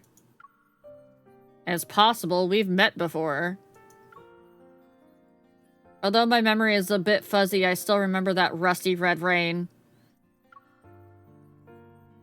Look, he keeps complimenting the Wanderers, so... I could only see the shadow of a Wanderer, but then a beam of light saved me. Still, I have no idea who protected me. Yeah, we're pretty sure that the neurodivergent nerd is also a monster fucker. But Lumiere hasn't shown up in ages. He's just an urban legend now. To enter the N109 zone just for protocors. Are you sure it's him? 99.9% sure. It's Nero, yeah. I heard that after he left the black market, he was on one of N109 zone's skyscrapers, destroying protocors like he was setting off fireworks. Only he would be bold enough to provoke everyone in the N109 zone. Destroying protocors? It almost reminds me of... It sucks that Lumiere's whereabouts are always shrouded in mystery. If we found him, wouldn't places like the N109 zone be under our control? Define Lumiere. Tara's lighthearted joke gives me an idea.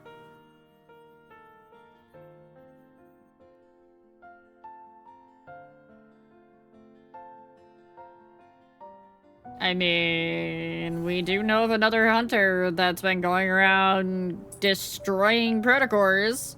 We actually got kind of cranky at them because they were just like, crush, crush, right in front of us. We're like, wait a minute, but those are ours. Dear passengers, this is the last train heading to the Lincoln Botanical Garden for the day. If you wish to visit the Lincoln Botanical Garden, please board this train. His whereabouts are unknown.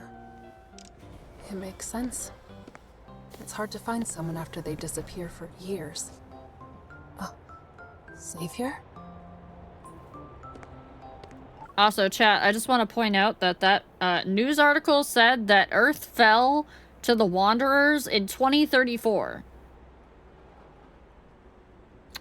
Looking at the calendar here, we might be fucked.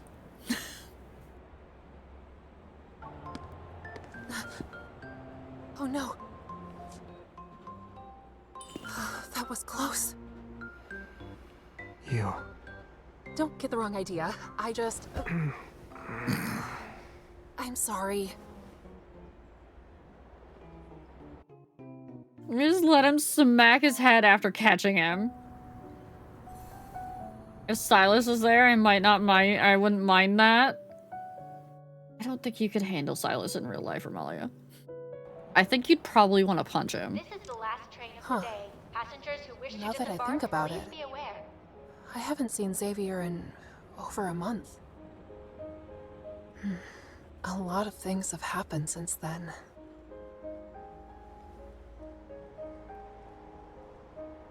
Is there something outside?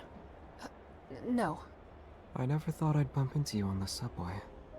Same. Now I'm worried about what will happen next. Please don't say we're about to find ourselves in some crisis. You won't, right? Sorry, but there is a crisis. I'm really hungry, and all the stores are closed. Maybe it's because Wanderers have been more active lately. Anyway, why are you just going home now? I was thinking about stuff, got distracted, and missed a bunch of trains. Try not to ponder while in dangerous places next time. What? Wait, this train isn't going to eat me alive, is it? Haven't you heard of the urban legend? After midnight, an empty train will appear. Anyone unlucky enough to ride it will be dragged into the depths of the abyss. Uh-huh. It will be midnight in 30 seconds. If we don't get off here, we'll be trapped in the abyss. Don't scare me. I take this train every day. You must be kidding. I don't lie. Weird things happen all the time. Speaking of which, why does it feel like we've been on this train for a while? We should have reached the next stop by now. This is West Garden Station. Doors West will Garden open on the Station? right. That can't be Please right. exit in orderly fashion. I boarded the train here. So about that going around in circles for Something's off, eternity. Xavier. Let's get out here and... Don't. If you get off the train, you'll be stuck with no way out. That can't be because of a ghost, right? Nope, not a ghost. It's a wanderer. Watch out.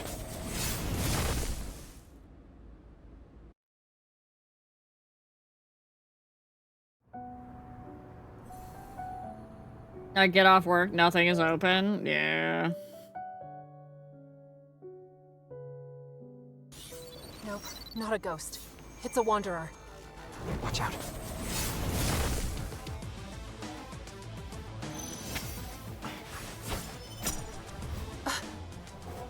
Over there.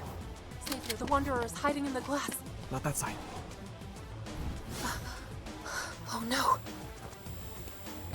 Oh.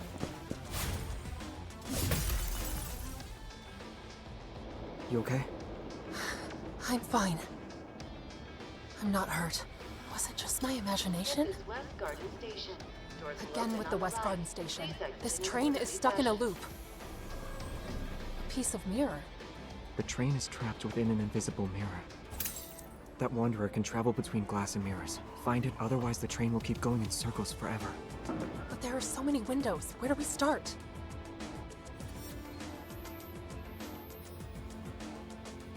We just...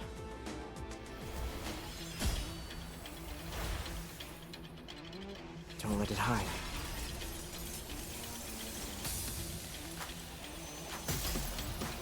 Okay, that happened.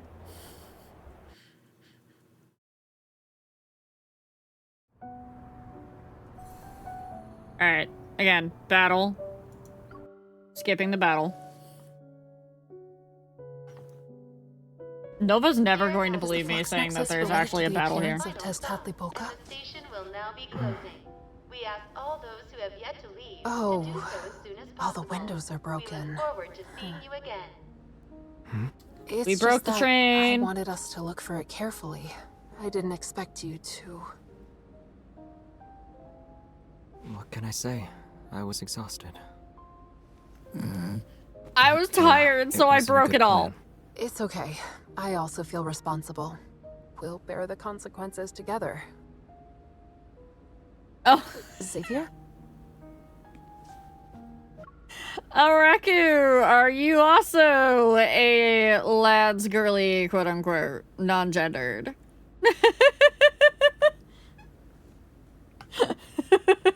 Hi, Araku. I just started a few weeks ago. I'm showing chat the stories so far. I have done the story up to Silas. I haven't actually interacted with Silas yet. Welcome in. If I've got a mod available, can I get a shout out for Araku, please?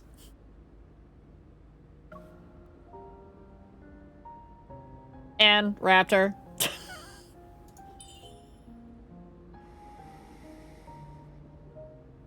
He can fall asleep while standing up? I've only been playing for 3 weeks and I'm ranked 50 plus. No, same. Araku and Raptor, please.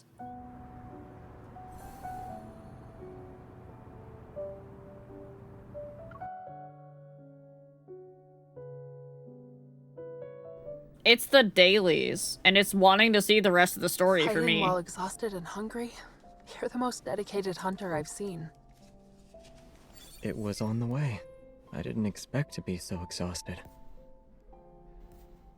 It was killed by Lumiere 14 years ago, and no others have appeared since? Lumiere? His name keeps showing up. Lumiere? Yeah.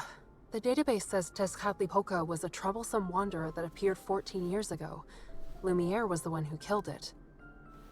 And this time, when it appeared, you... Who's your lad, Araku?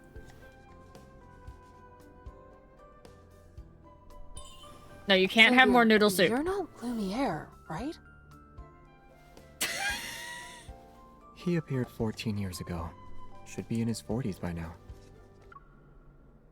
He appeared 14 years ago. Should be in his 40s by now. Totally couldn't possibly be this man. This man's too puppy-faced.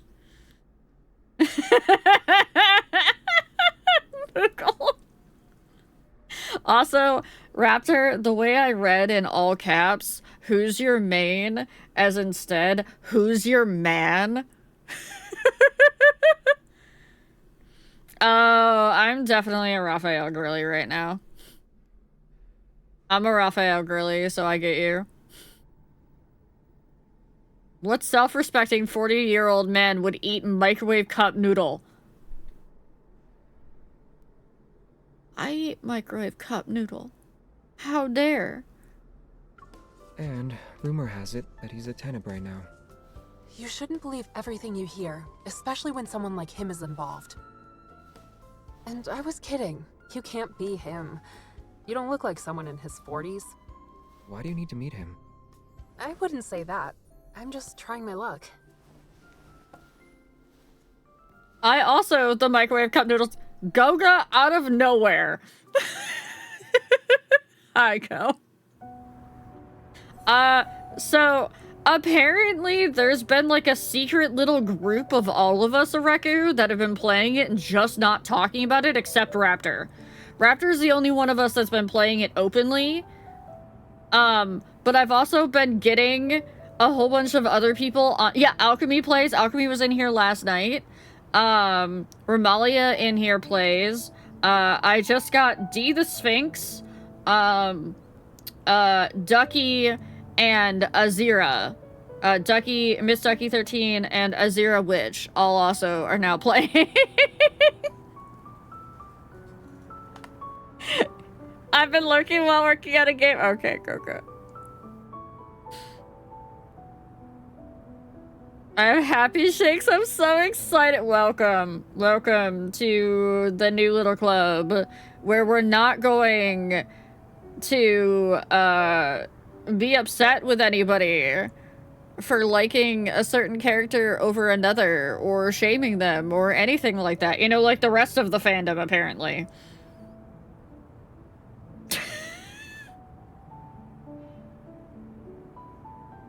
All boys are good boys. Also, as far as I'm aware, because people will come out and they'll be like, oh, well, that Silas person, he's so problematic. All of them have problems. Microwaving it instead of pouring boiling water. Shake my head, shake my head. Art and romance are subjective. Exactly. Boy, do they all have problems. His problems can be my problem. Ramali out here being... Ramali is a Zane girly, by the way, after a Silas girly. Only one to walk out of the N109 zone unscathed. Wiped out 3 important factions in the N109 zone overnight? That's not true, Nero. Pi has problems. Pi has the intelligence of a 9-year-old. And it's a fox. Pi's been experimented on. I low-key triggered by Silas and Caleb, especially Caleb because of past relationships, so then he grew on me so much, and the context is so important. I know. Silas and Zane, I can agree with. Sync, how long before you cave and start playing? I'm a Silas girly. Mr. Dragonman got me by the throat. Okay, so, admission time. Admission time. Hi, Eager. Welcome back. One of the battles that you have to do gives you like a trial character to try out, and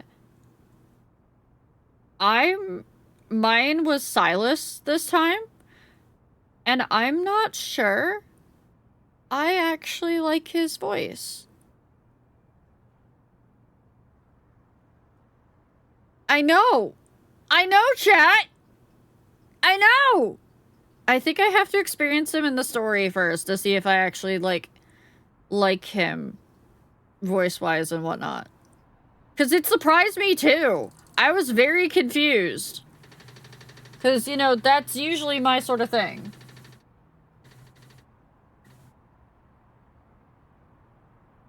Like, you know, deep voice character, totally my thing. His voice grew on me, so I get you. Okay. Alright, princess. His voice also doesn't kind of match, but it grew on me. Gotcha.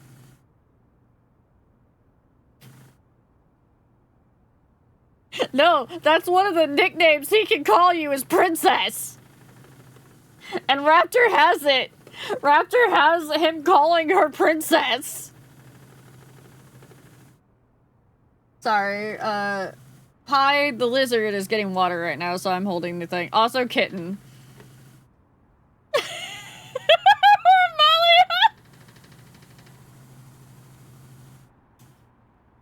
I'd be okay if a guy called me princess, you know, fair. You believe that? I'm just curious. If he can waltz into a dangerous place like the N109 zone and leave without a scratch, he must know a lot. Even if he's in the know, he might not remember much if he has a bad memory. But the more important thing here is, are you interested in him or the N109 zone? Wrecker's fucking sad. Did you forget what Captain Jenna said? If we want to investigate the modified protocore, we need to look into Anakinus and the N109 zone. The mission doesn't require you to go there. I wasn't planning to. I thought I'd take a quick peek. Really? I'm crying. I have to admit, this has been more entertaining than I thought it'd be. Visit because you feel like it. Oh It's my a god, dangerous Nero. place. One mistake and you forfeit your life, if you really want to go. Then you either have to have strength, or you have to blend in. Care to explain? It's like a melting pot. Everyone knows where people's loyalties lie, so they only acknowledge their allies. If you can't use brute force, blending in is the easiest way. But it's also quite the challenge. How do you know all this? This stuff isn't top secret. One just needs to dig a little. Yet, no one said anything about it to me before. That's enough gossiping for today. This is my house. You should head home too. The sooner the better. Okay, before we get into this, because there's going to be some people that are going to be like, what the fuck? I have to say something. So, y'all know, those of you that I have expressed this to, or have been here for the streams that I've expressed this, y'all know how I've been looking for a story that was like a deep story, but also had romance elements to it in a video game.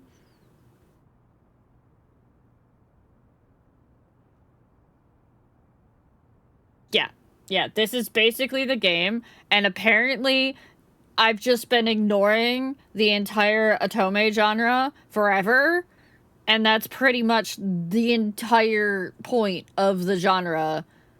At least one section of the, like, description of otome games is that they are story, or they're romance, but the romance has to have plot. Yeah, the romance have to have plot. And yes, a record, that's where I was going. So the funny thing is that I've been craving Shadowbringers and Endwalker again, and and obviously you can't, I mean, you can go back and you can replay the content and you can go through the story again, but you've already experienced it once. So you can't get that feeling of I'm experiencing this for the first time. And now I'm experiencing it for the first time. Is it sci-fi and it's a little bit out of my realm? Yes. But has it been, like, me, like, being like, why the fuck can't I get to the next part of the story yet? Hell yeah.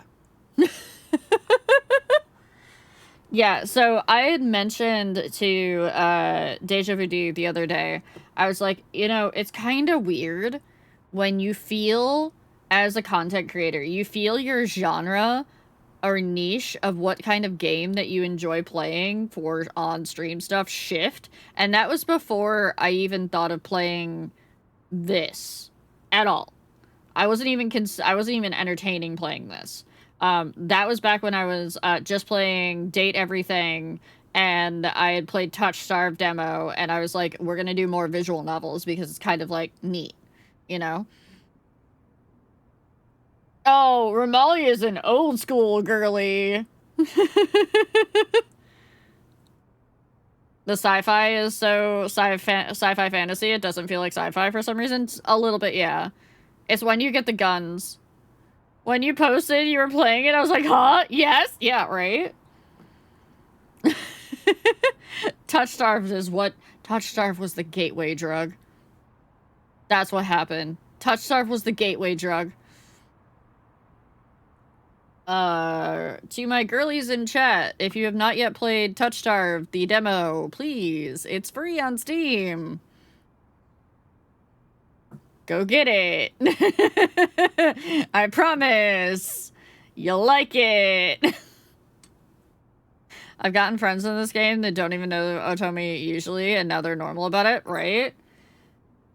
The way that I was like, I've been avoiding this for the longest time because I'm like, come on, the guys can't be that great because, okay, so personal facts about me. I usually cannot vibe with, in a romance situation, whether it be fictional or not. I can't vibe with somebody who's submissive in any form. So I'm waiting for that to, like, kick in, like, the, you know, the spicier cards. And where we're the ones being a little bit bossy and whatnot. I don't know how I'm gonna feel about that. So that was most of what I'd seen of Love and Deepspace content. Was always the main character was being very bossy, very dominant, very, like, in charge. So that's why I avoided it for so long. I was like, the guys are just like baby girls, though. And I don't want a baby girl. I'm also happy I can play this now because dysphoria, but the female experience aspects of this game are so good and, like, really important. Yeah. So, context. This game was written by women for women, pretty much. So, that should give you a lot of the context right there. Actually, I live here. So... In this building. Reminder, Xavier just said, this is my building. We're also pointing out this is our building. We live in the same building.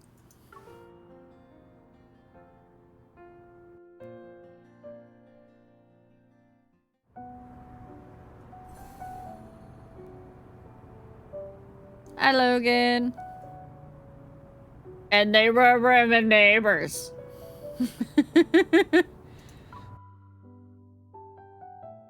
Time to move.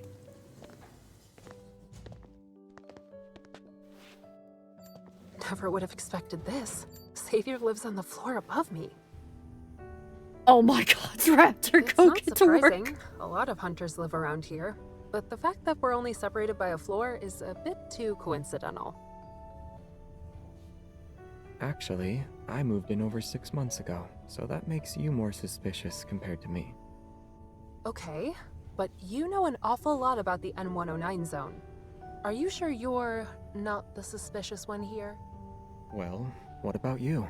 Huh? Is your interest in the N109 zone only related to the modified protocore? Okay, yeah, I do want to go.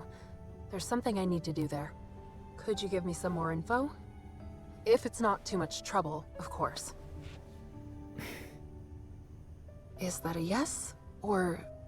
If you're so curious, we can meet up tomorrow. Really?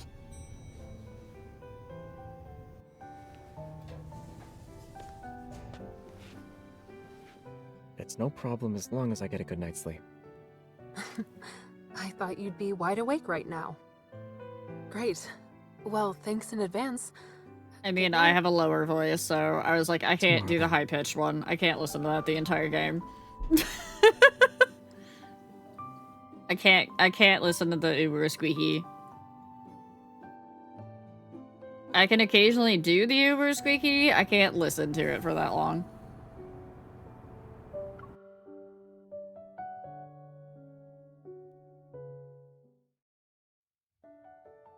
Outside, a flock of birds flies over the apartment like a cloud of ink spilling onto the sky.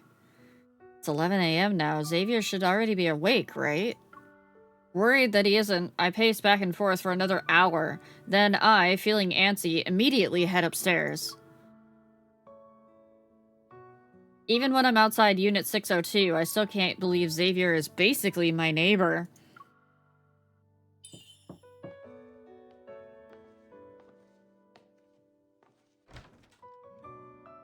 You're here early. It's noon! Xavier yawns, looking almost harmless in his simple white sweater.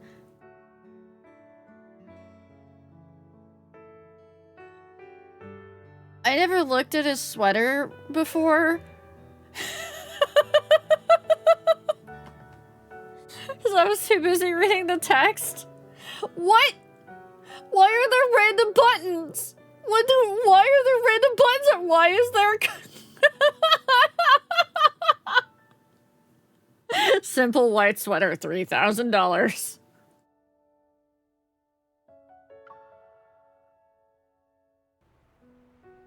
Orange juice, coffee, or water?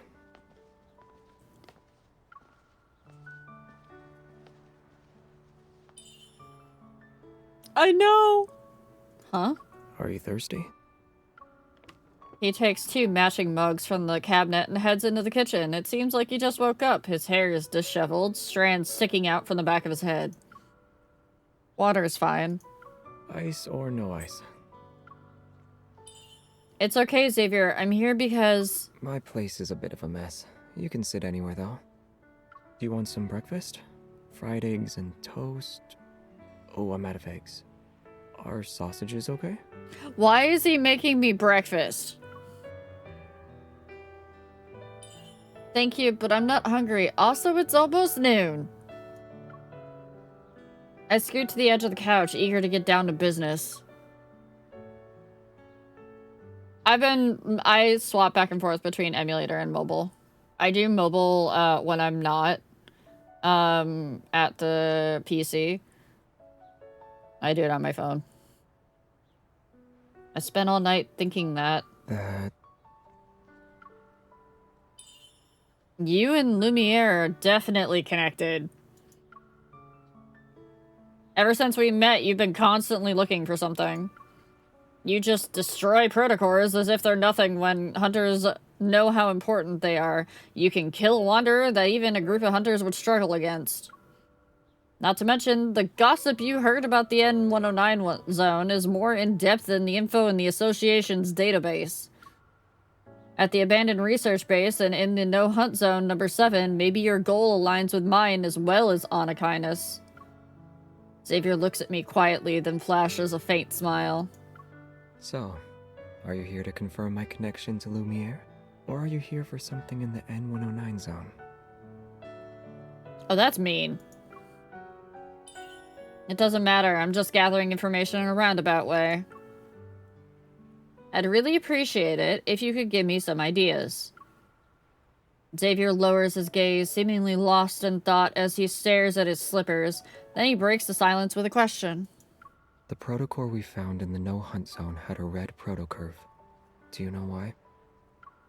The air seems to freeze for a moment. I feel like I've grasped the unspoken meaning behind his words. He'll only reveal his cards when he's certain I'm on the same page as him. I take a deep breath and say, it's an aether core, right?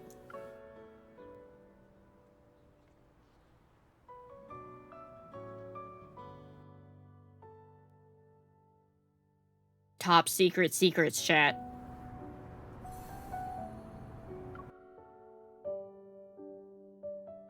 It's time for top secret secrets.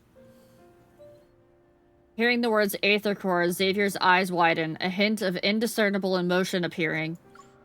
Yet he soon returned to being nonchalant. Yes. The modified protocores in the abandoned research base and no-hunt zone number 7 possess energy derived from an aether core. How could the Hunters Association not be aware of them? He thinks for a moment before shaking his head. They aren't for now. The Hunters Association only knows it holds powerful energy, but they don't have the means to analyze it. They won't be making any progress on that front for a while. Why didn't you tell them? You didn't tell them either, right? He remains calm as he avoids answering my question. Everyone has secrets, and their reasons for doing things. Regardless, I won't be your enemy. And it appears you have more secrets than me. Nervous, I avert my gaze. The reason you want to investigate the N109 zone is because of your family. Am I wrong? You also heard about it. I take a deep breath and look into his eyes. The secrets surrounding the Aether Core can explain what happened to me and them. But since we both want to look into this, even if you aren't my enemy now, you might be later. Distressed, Xavier furrows his brow. I silently apologize to him in my heart. Suddenly, he grabs my arm and the user interface for the Hunter's Watch appears. Xavier has requested to synchronize access privileges. Accept? It's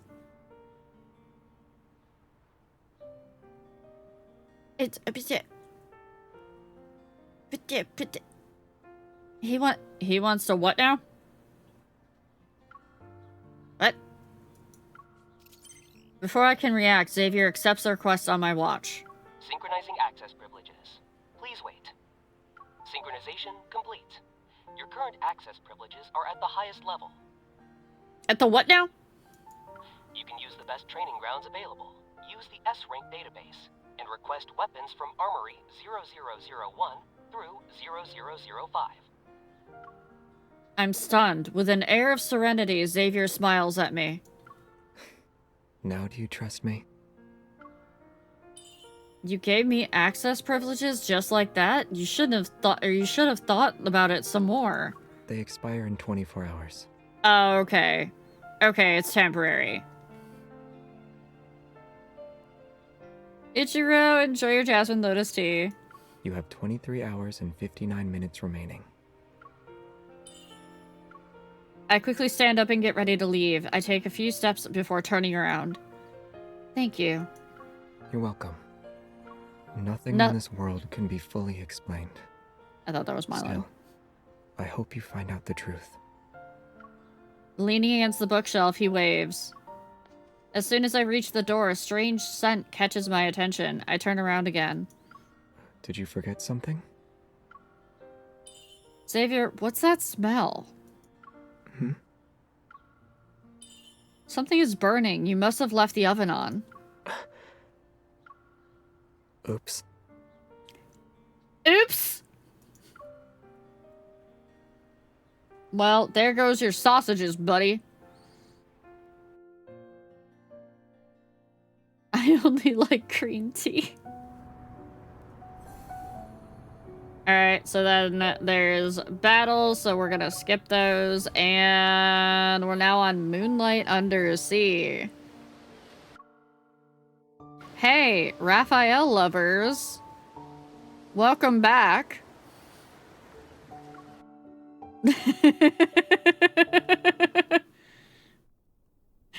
Logan, enjoy your Blue Eyes Hibiscus Infusion tea. Thanks to Xavier temporarily synchronizing our access privileges, I'm able to use the highest ranked database in the Hunters Association. After spending most of the day searching, a news article from 2 years ago catches my eye. Located in the heart of Lincoln City, a man in his 50s was murdered in a luxurious apartment. The killer has never been caught. All evidence points to Anakinus, but it's still not enough to be certain. An unsolved case. If Anakinus is the culprit, then they're clearly able to manipulate the media, but they didn't. Maybe they're trying to send a message. Even though the association blocked all insider channels, there are some encrypted ones. For a small fee, a person can locate the source. Hi. All I got is a single crime scene photo and a bad audio clip. You still want them? Yeah. Why are you looking into Anakinus? Got a score to settle? Wasn't there a policy about not asking about the past? I'm just curious. User 23412 has sent a photo and an audio file. After they are opened, both will be automatically deleted once 3 minutes have passed. Except... we're on the dark web, chat. The photo finishes downloading. It takes up the entire screen. There's a room filled with classical furniture. An untouched bottle of expensive wine sits on the nightstand. It appears its owner died before he could have the chance to celebrate. Wearing a bathrobe, a man lies motionless by the door. The intricately embroidered carpet beneath him is soaked in dark red blood. A wisp of smoke slowly spirals out from the bullet hole in his chest, like a crimson carnation blooms from his blood-soaked shirt. The photo was apparently taken before the feed was cut, but no weapons or traces were left behind at the crime scene. The police investigation reveals, aside from the victim, there were 3 other individuals. How do they know? The recording had sounds of footsteps from 2 people along with a conversation. Who was the victim? They say he's an important researcher for Ever's biopharmaceutical company. Have you heard of Ever before? They're a well-known name.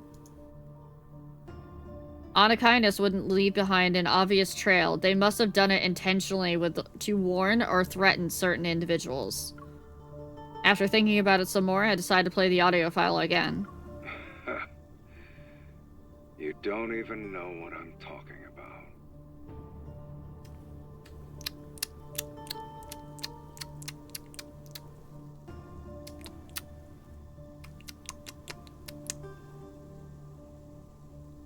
Well, you won't have to worry about it now.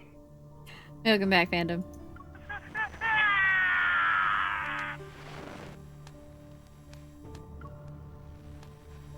I keep replaying the clip over and over, trying to etch this voice into my memory. As my cursor is about to click the X at the top of the right-hand corner, a new message stops me. Are you interested in the N109 zone because you're looking for work? A new bounty has been put up. Want to take a look? Let me earn that referral payment. Who's the target? I want to know who it is first. User 23412 is requested to send an image. Accept. Wanted, dead or alive, for a lot of fucking money. Who's that purple-haired man, chat?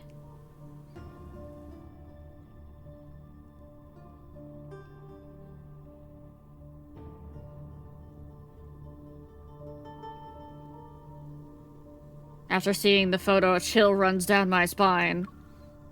The person in the photo is Raphael. A puppy.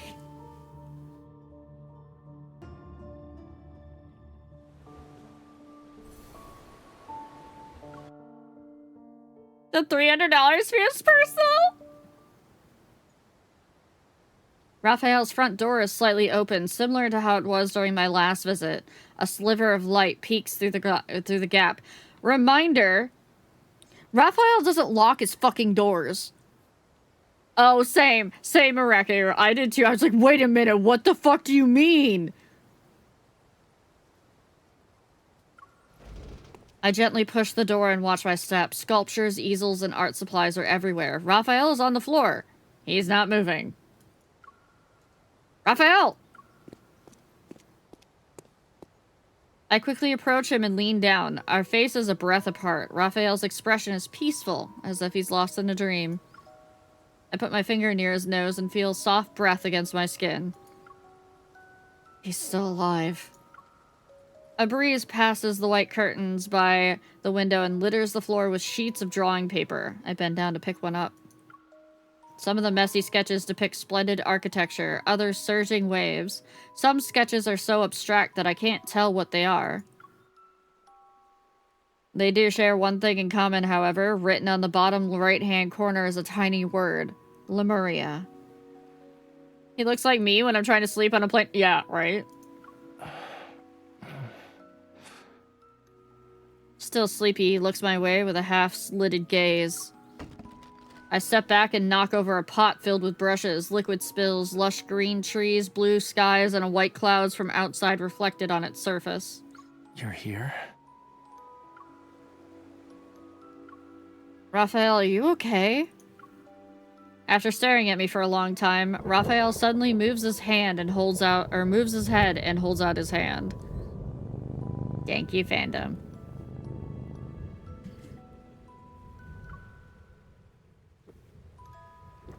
What are you doing? Pull me up.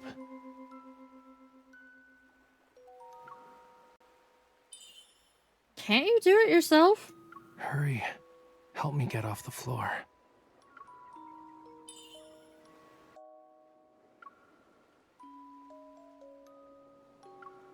Nah, since you really like the floor, just stay there.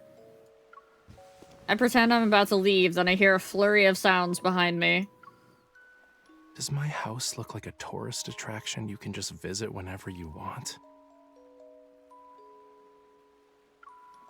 Embarrassed, he blocks my way. He then coughs, trying to save some face. You're just in time. I'm starving.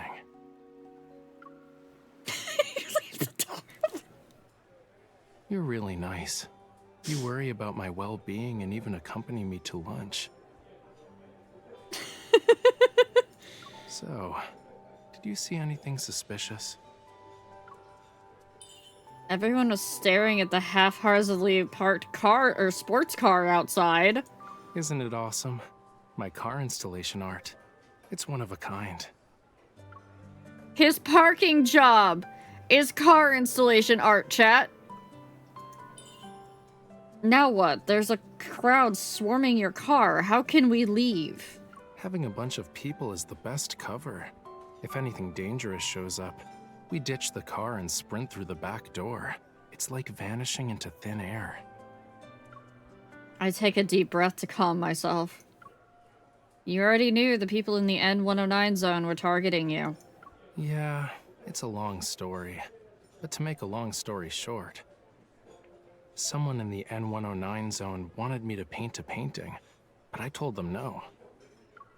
Out of nowhere, Raphael pulls out a carbon fiber pen, smooths out a napkin on the table, and starts doodling. They want to kill you over a painting? Is your art really that special? Well, yeah. They discovered the secret message in my painting, which would lead them to their heart's desire. I haven't seen many of Raphael's paintings, but the one at Raymond's house left a lasting impression on me. I recall my memories of that time and realize an important clue. Is what they're after related to the illusion in your painting? His pen stops moving and it creates a large blot of ink on the napkin. An illusion? What did you see? So, just gotta say this, anytime I hear an illusion with a question mark on it, because I played so much World of Warcraft, I immediately go, an illusion! What are you hiding?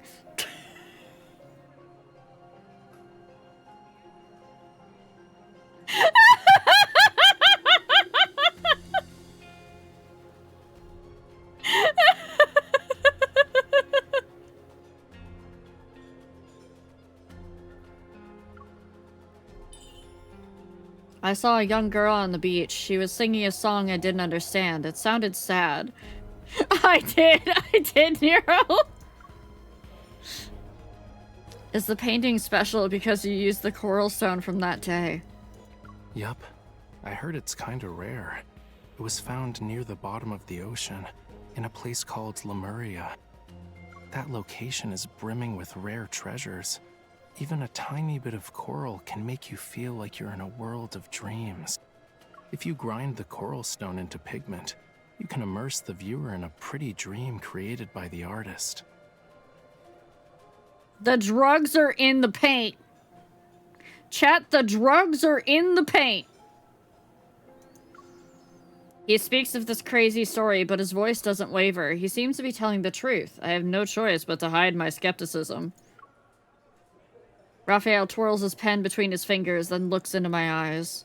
Anyway, guess you're not here because you're concerned about my safety, yeah? Raphael, you have a bounty on your head from the N109 zone. That means you've heard about it before. I need to go there and find something. It's really important. Aside from barging in, I don't know how to enter that place. My hint is as clear as day, but after giving it some thought, Raphael shakes his head, and his expression one of nonchalance. Lincoln has become even more dangerous, and now you're talking about entering a labyrinth? Forget about it. A hunter like you just going in there is like a lamb walking into a tiger's den. His words leave me disheartened, but he isn't wrong. Since you're safe and sound, I'll get going. Just as I'm about to get up from my chair, Raphael grabs my hand. Wait. Huh? Someone's following us.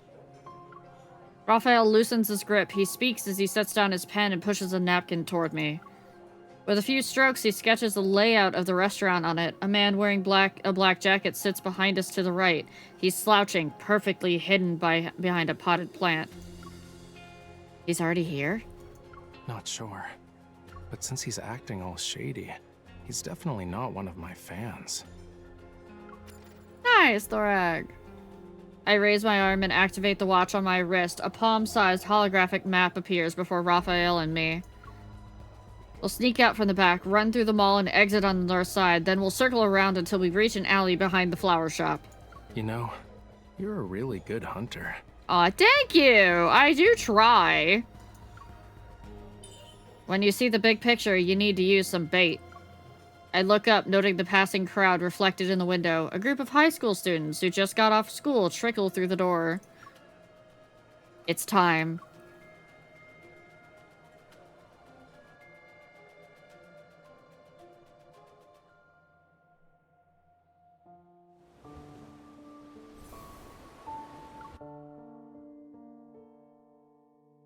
Chat, we will pause for ads when they come up. Damn it. How did he manage to slip away again? Hey. Who are you? Lacks a weapon and any sort of defensive gear. Aside from pretending to act tough, he's not trained. If he's a professional hitman, he's really pathetic. It could all be an act, you know. Knocking him down in one fell swoop. Want to do an encore? He's impressed by our skills! A middle-aged man wearing a mask is huddled in the corner, his body shaking as he hears those words. He's the epitome of anxiety. I'm not a murderer. I'm just a guy trying to get a scoop. As the man struggles, a piece of paper slips out from his chest pocket. Raphael picks it up, blows off the dirt, and holds it towards the sunlight. A reporter from Weekly Arts. Joe. You know them? A second-rate art magazine. They scrape by on tidbits they pry from socialites and artists. Well, so let me put it this way, Nero. The 3 that I've met so far, I have Puppy Dog. Definitely not my type. Appreciate anybody who likes Puppy Dog, but definitely not my type. I have Cold and an indifferent asshole doctor. Or I have Playful Artist Man that likes water. He notices something. His gaze moves down to as he takes a weird-looking button from the man's shirt. This hidden camera wasn't cheap, right? A tiny flame bursts from Raphael's finger. It turns the button into ash. Is there anything newsworthy about me to grace your journalism? Listen to me. Whatever you do, please don't hurt me. It's because of the collector, Raymond. That is perfectly fine, Romalia. He's dead. The dude from the collector is dead? The air is still for a moment. Shocked, Raphael and I exchange a glance. Maybe it's because we're entering his field of expertise that Joe straightens his posture. He wipes the dirt from his face, a spark of excitement in his eyes, a thrill of discovering gossip. He died last night. Drowned in his bathtub.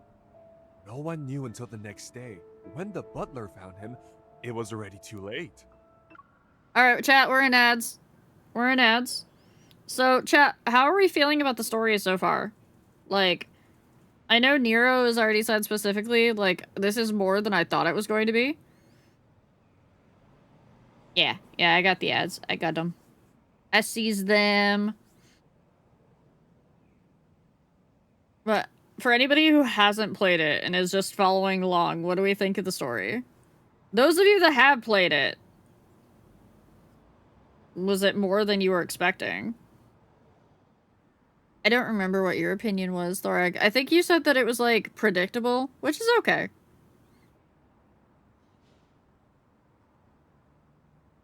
I expected cheap, grab attention harem story. Have been surprised. Yeah. I'm paying attention. I mean, that right there is something. The fact that Sevi's actually setting up and paying attention. Very stereotypical, predictable. Yeah. I mean, that's gonna happen. That there is, like, no real, like, originality out there anymore, so sometimes you're gonna get stuff like that. But also, sometimes it's nice to just have, like, a comfort that you know what's going to happen. Actually, that's a thing that people with anxiety experience a lot, is they don't like to try new things when they're in an anxiety spiral. Which is why they will usually reread books or rewatch TV shows that they already know what's going to happen.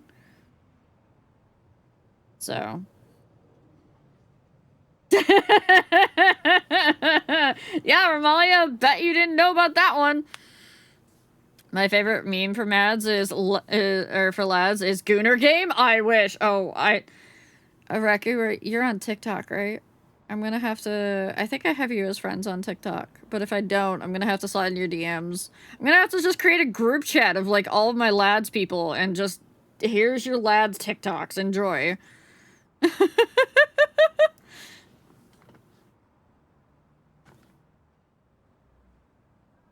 Thank goodness my ADHD need for novelty overrides that. Yes. Okay. All right. I will create. I'll have to like ask the other people that if they want to be involved. My psych has been slowly working on getting me to do new things, and she was so proud of me for going to MomoCon. Yeah, that is a pretty big step, honestly. That, like, yeah, when I was having, like, really bad anxiety fits, I would binge watch, like, the same TV show that I've watched, like, 6 times. Oh, chat, I forgot to tell you. Because today was a day. I'm considering, like, putting for, like, a Christmas gift for myself, like, on, like, a wish list somewhere. Not necessarily Throne. One of those projectors that does, like, you can, like, project, like, your TV onto this, or your TV shows and whatnot onto the ceiling. Because then I can remove the TV that's in my office. Because I only watch it when I'm laying down anyways on my futon. And I can remove the TV in my office and have more space back. Yeah, I've been trying to research into them to see, like, what's the best one. So if anybody's ever used one and has recommendations, I'd like to know. Specifically the ones that you can aim at the ceiling. And sending them to my IRL friend who I tried to rope into it, and she's not able to play as much, and I feel bad for spamming her with my Caleb thirst.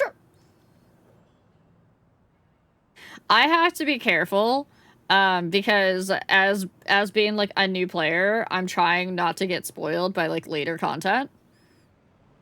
Is lore what the kids are calling it these days? D, look, I found another one. We're slowly finding that, like, there's, like, this secret circle of, like, all of us, like, streamers and, like, friends within our little group that have all been playing this game without telling anyone. We haven't been telling anyone that we've been playing this game. And now that I've come out and I've been like, hey, I'm playing this game, everyone's coming out and being like, I play it too. Also, D, you missed our childhood friend and our grandma exploding earlier, so...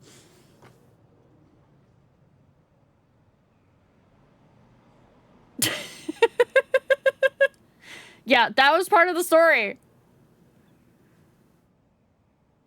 Our grandma and our childhood friend died in an explosion that we're concerned that we caused because there is a fragment of a thingy in our heart that makes us, like, powerful. And someone fucking experimented on us when we were a kid. Yeah, a literal explosion, yes. Something stigma while playing Otome-like games. Yeah. People be like, oh my god, you're just doing it because you want a smut. No, I want the fucking story. That's my smut. The story is my smut.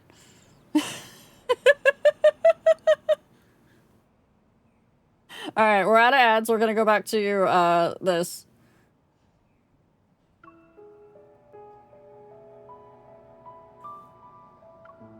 Was Raymond attacked by the Wanderers? No. They should be long gone by now. The police already searched his home and looked through the surveillance tapes. They found nothing. Not even another person walking into his room, but... Cut to the chase. The picture painted by Raphael had vanished from his collection room. The weird illusion picture in which we met a siren? I've heard the rumors. Some say that before he died, he made a bunch of cuts into his arms and legs. His skin looked like a bunch of fish scales. It's awful, if I do say so myself. In the moment a rich guy is dead, the police are quick to cover it up. They're scared a secret will be revealed, one that will cost them their jobs. But there's no such thing as a secret that can't be hidden. Mr. Raphael, are you sure you didn't have a hand in his death? Can your painting actually manipulate people? Even if they did, I wouldn't tell you. Also, you said he died last night. I was in my studio during that time and didn't go anywhere. Anywhere. But I do agree it's a tragedy.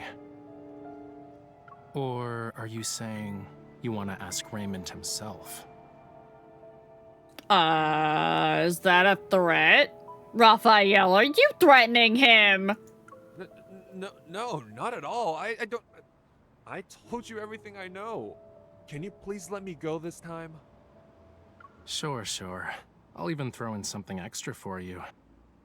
Tomorrow, I'll be instructing my agent to lodge a complaint about your deplorable stalking behavior to your superiors and cancel our exclusive column interview.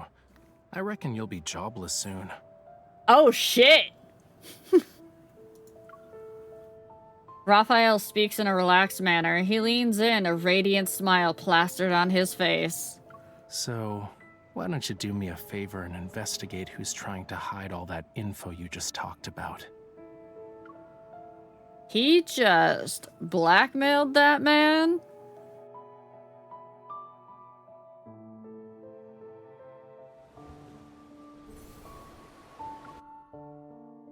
Straight up blackmailed that man. A swarm of white moths dances around the streetlight under the gray sky, waiting for nightfall. We climb the stone steps to a garden in the sky. Below us is Lincoln's liveliest district. A field of grass stretches out before us. It's flanked by trees from both sides, a vibrant sight to behold. Across the street is a floating holographic ad flying above the cityscape. It promotes Raphael's art exhibition for the next month. A slate blue sea engulfs the city like mist, cascading onto the towering skyscrapers. From building to traffic, all is submerged in the tide. While it's obviously a trick of the light, curious people can't help but stop and reach out to touch the swimming fish that pass by them. You know what sells the most? Paintings of a calm sea. They can get pretty expensive. The more violent and chaotic the ocean, the less people are interested in it. The way I'm, like... I just caught myself. I am spinning my chair back and forth. Like, I'm literally rocking in my chair. Humans can't sense disasters like animals do, so we subconsciously distance ourselves from things like bad weather. From your last art exhibition, you told me the painting was from one of your dreams. I stare at the virtual sea of fish swimming, merging into the night sky.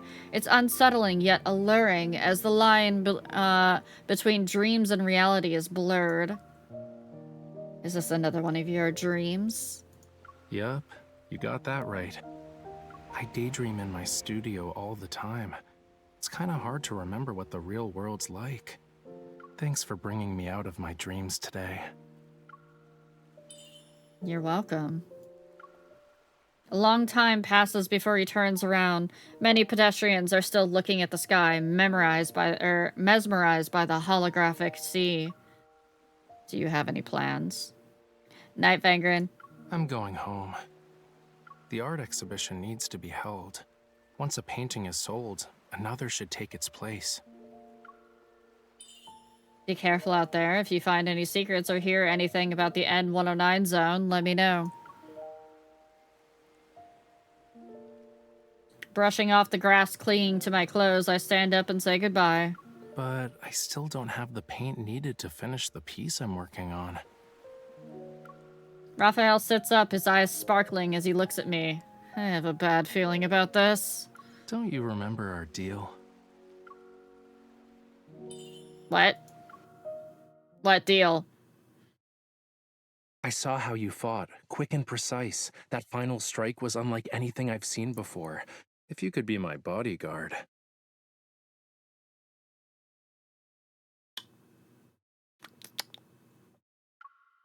Protect me on our journey together. If we find an alternative, I'll happily give you what's in my hand right now. Welcome back, Soren. You're definitely not new.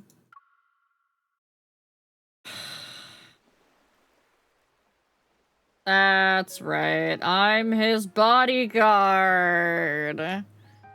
That look. You forgot, huh? Maybe. Don't worry. I wrote down everything. We'll be fine. Probably.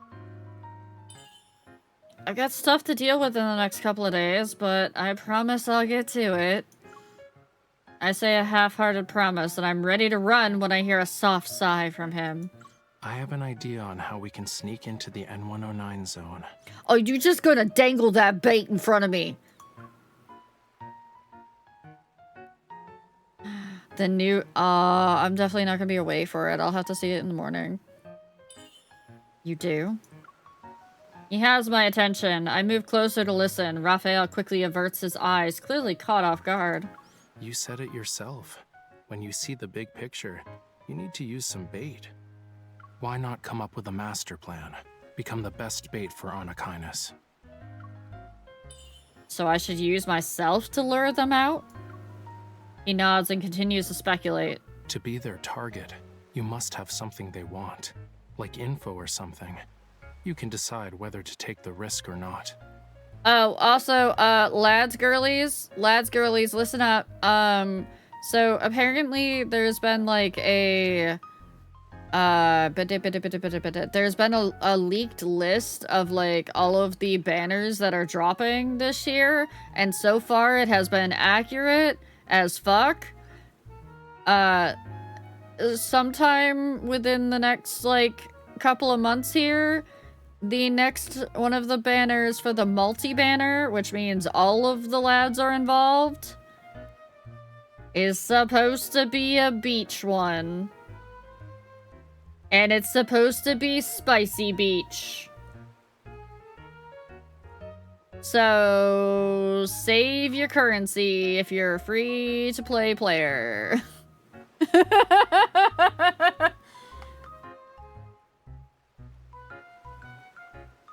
Maybe a small opening is all it will take to get them to expose themselves. Every word that Raphael says isn't wrong. I bite my lip.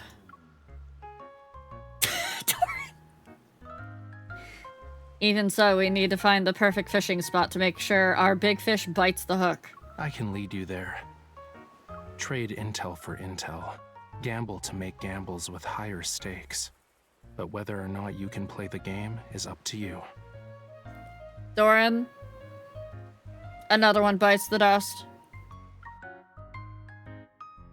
He once again stares at the sea of car lights under the overpass. Like the receding tide, the holograms fade and reveal the street. I need to think about it. It's just a suggestion. The choice is yours. If you want to do it, meet me tomorrow by the docks at White Sand Bay. Wrecker, do you know what's coming? After a night's worth of hesitation, I arrive at White Sand Bay the next morning. So you know how some people sing a song to themselves to keep tempo during CPR? Yes. I know you can do it to, like, I think it's Golden. Like, you could do CPR to Golden from K-pop Demon Hunters.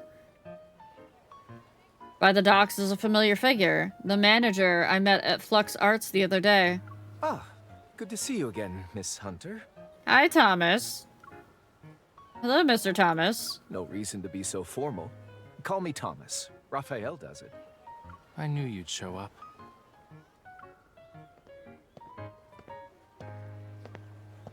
Oh, you're looking fancy.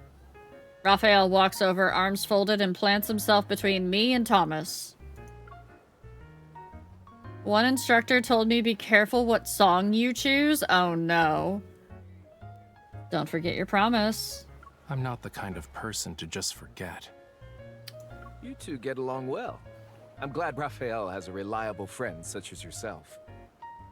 Aw, Thomas thinks we're friends. Stop treating her like she's my babysitter. I'll protect him, at least for today, but what are we supposed to do now? Both turn in the direction that I'm pointing in. A single wooden boat floats gently to the rhythm of the tranquil waves. A few seagulls are perched on the bow, preening their feathers. Good night, Dorag. Are we smuggling ourselves in? Hold on. Didn't you ask me for a boat so you could go on a date? Do a what now?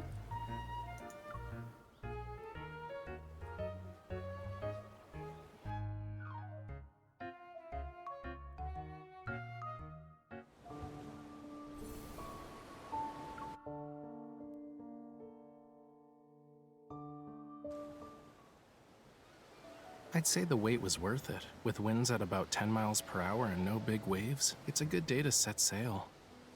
Since heading out to sea is a daunting task, shouldn't we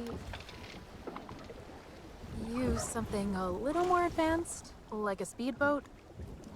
We're always cooped up in the house painting and stuff. Let's take this chance to exercise. We're in the same boat now. It's time to tell me what's next. Don't overthink it. You're just gonna do what you normally do. Fight. That's Hat Island. It's having unusual energy fluctuations, and a weird wanderer appeared. You're interested in wanderers? Their protocores contain an extremely rare material. I need to get my hands on it. I'll use it to make paint and create some art, as one does. Really? Protocores can be used for painting? I'm not a 3-year-old. Weird. The island is literally right there, but we've been rowing for 30 minutes and still no signs of land. Are you rowing around in circles? I'm definitely trying to move this boat along, but you keep rowing us back. That explains why we've been going in circles. This oar is just being mean. I'm getting tired of this. Can we ditch the boat and swim instead? Oh no. Raphael, the waves! They're heading straight for us! Was the weather forecaster slacking off today? Left! Hurry! We're spilling the boat! Steady now. You jinxed Don't us! just flail the I oar guess we around. really do have to swim to Hat Island. I feel like I'm gonna puke. I'm sorry. Knowing what I know about him, it's hilarious that he gets seasick. I think I hired an assassin instead of a bodyguard. The world is spinning like... Stop mumbling to yourself. If it weren't for me, we'd still be in the ocean right now. I'd rather float in the sea than be on land. Everything looks okay. I don't see any wanderers around. Your skills will be useful. Let's go. This island isn't small and we have a full day ahead of us. You're fine now? Why are you in a hurry? The mountain. We'll start there.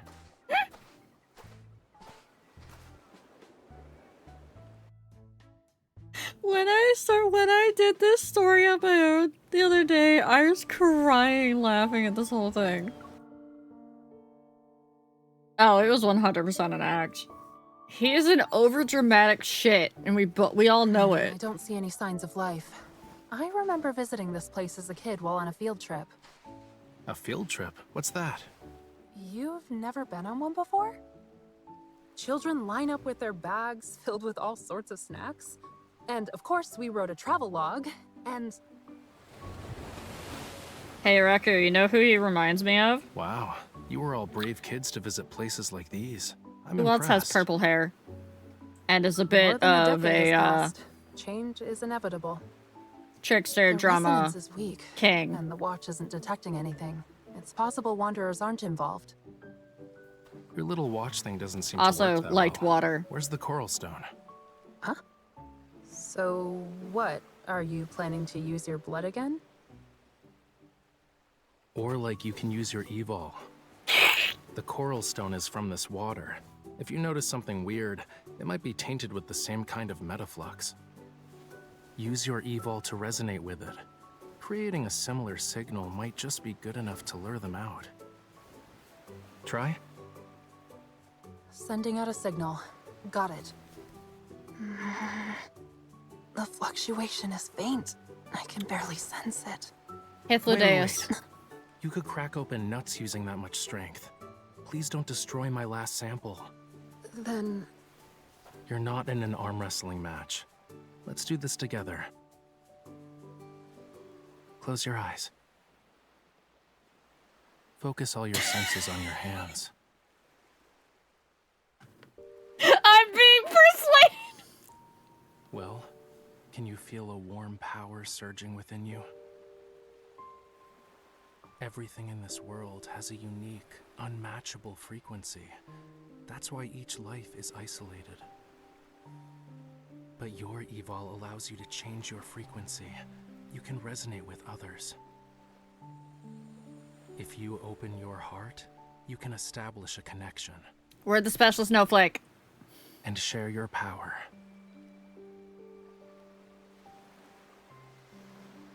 Really?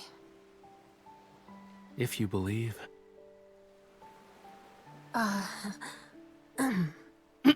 Sorry. Okay, I'll try it.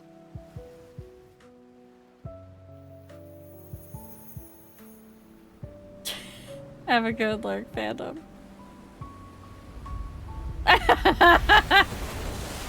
Wait for it.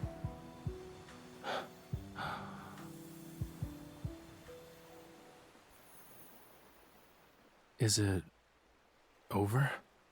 I guess yes? Well, that was quite the spectacle. It was your idea. If we don't catch any fish, is the bait at fault? All right, I guess I was wrong. Tapping into the depths of someone's evol isn't easy. Something reacted. Who else had rock candy, chat? I did a pretty good job, huh? Don't you think? You're even better than I expected.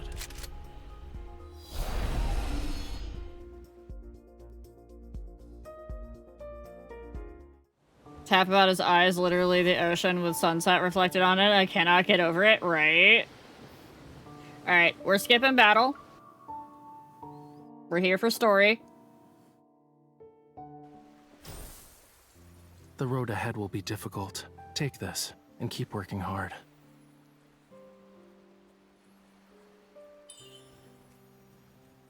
I didn't think resonating with the coral stone would attract wanderers. If we can't find what I'm looking for, consider it practice. Anyway, let's set up camp for tonight. They came back.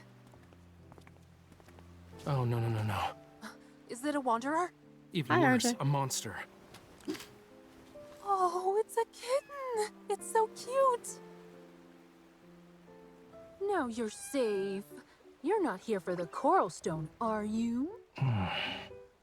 Why are you over there? It won't eat you. Stay back. Cats are malicious beasts who deceive everyone with their harmless appearances and play with their prey at whim. I don't like them. Rather than dislike them, I'd say you're more afraid of them. Isn't that right, Raphael? Nope, I just don't care. I don't care about cats. At all. It's hurt. Look, something's off about its injury. Whoa, stay back. You're not allowed near me after touching that. You have to choose, me or the cat. It understood what I said? Its wound doesn't look normal. Maybe wanderers are involved. We should check it out. You know, you don't have to be that observant. What if we choose both? Hear me out. Both.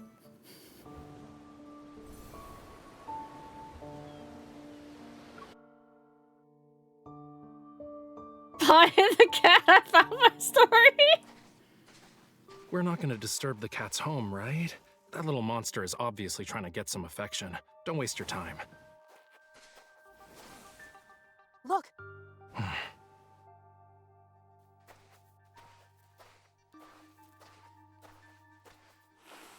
A wanderer attacked it. What happened? Don't touch it. Ow! Your hand.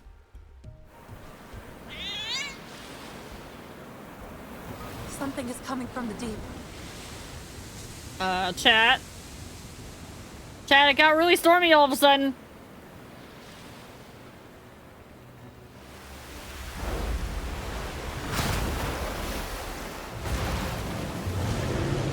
It's a deluge wormlord. Get in the water.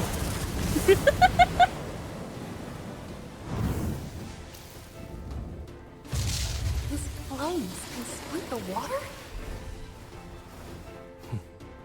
Guess you like my blood a lot more, huh? Sorry to break it to you, but my fire can never be extinguished.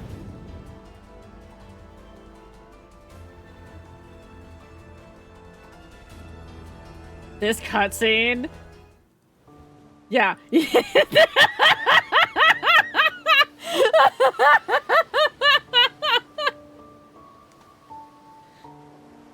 Alright, we have to skip the battle.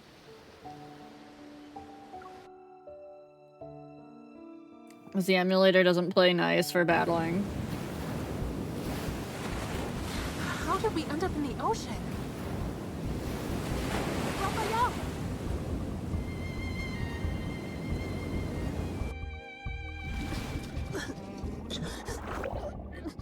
I need to get to the surface. Where's Raphael? There he is. Stay back. Otherwise, I can't guarantee your safety. What about you? What are you doing?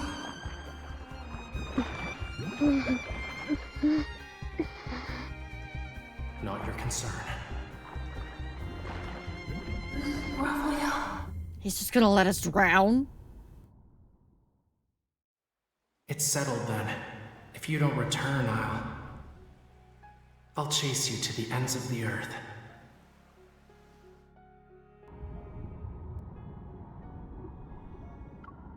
Chat.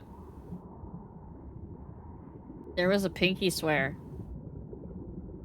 We made a promise. We made a promise on a pinky swear.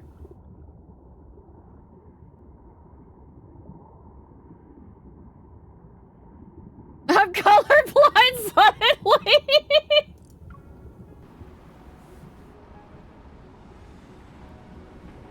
Don't go.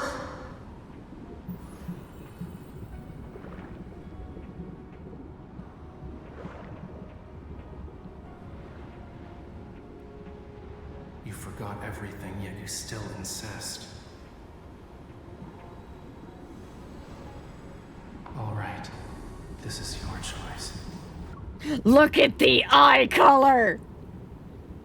I paused just for that. Look at it. Look at that glow.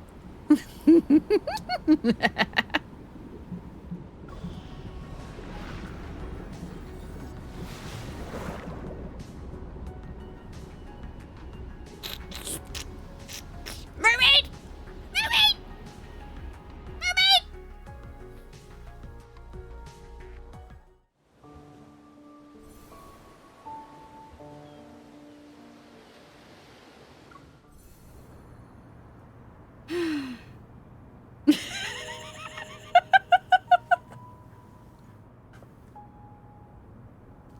So it was about this time when this little thing down here in the corner popped up for me and was like, hey, guess what? There are additional stories that you can do. And chat, there are additional stories that we can do.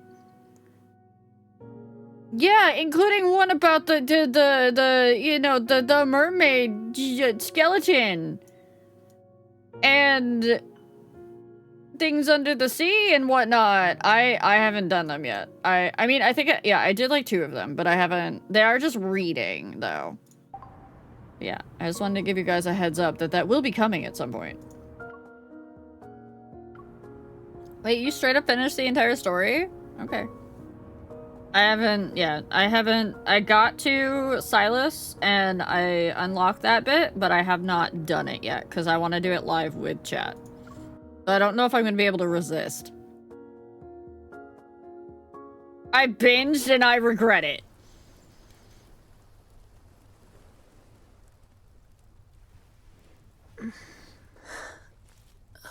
Raphael? You're awake?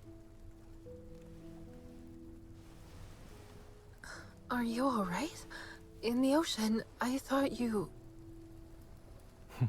The line between being kind and being dumb is very thin. A small smart fish swims away while it still can when the big fish are hunting. You're the idiot. The whirlpool was obviously a death trap, but you just swam right into it. Anyway, thanks. You were the one who pulled me out of the water, right? I thought I heard your voice before I blacked out. That's just my random act of kindness for the day. So, how long do you think this malicious creature will keep an eye on us? It's the kitten from before. Now that the Wanderer's gone, it should be safe. It'll be cold tonight. It wants a warm place to sleep. What a cutie pie. It's moving. Get it away from me. Well, duh. A cat isn't a log. Come on, pet it. It won't bite.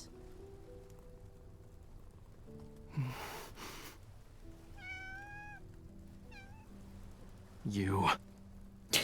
Your flattery means nothing to me. I don't accept you. If you need to thank someone, thank the silly girl. She's the reason you're even getting a crumb of my attention. It licked me. No. A monster touched me. My hand. It's over. I can't hold a paintbrush now. Not like this. Yes, So, Nero. is there a reason why you don't like cats? Why should I? I dislike them because I do. For humans, it's game over as soon as a cat nuzzles them. Raphael, that means it trusts you and feels grateful. Well, animals that are fond of humans usually have a tragic end. One moment you're cute and cuddly, the next they toss you aside. You're forgotten, left behind. Look, it's saying not all humans are like that. And you? Wasn't there something important you forgot about?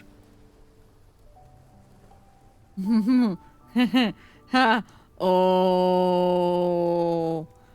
Oh. I wonder how many people didn't actually, like, on their first playthrough, didn't actually catch that we were the ones that made a pinky promise with him. Huh? Something important? What do you mean? Nothing. We'll have more opportunities to get as many of those as we want. Today, we got lucky. Isn't that the protocore from the Deluge Wormlord? I didn't think you'd be able to find it. I see that twinkle in your eyes, you know. But this protocore is mine. Here's payment for your services. You actually remembered. The nest.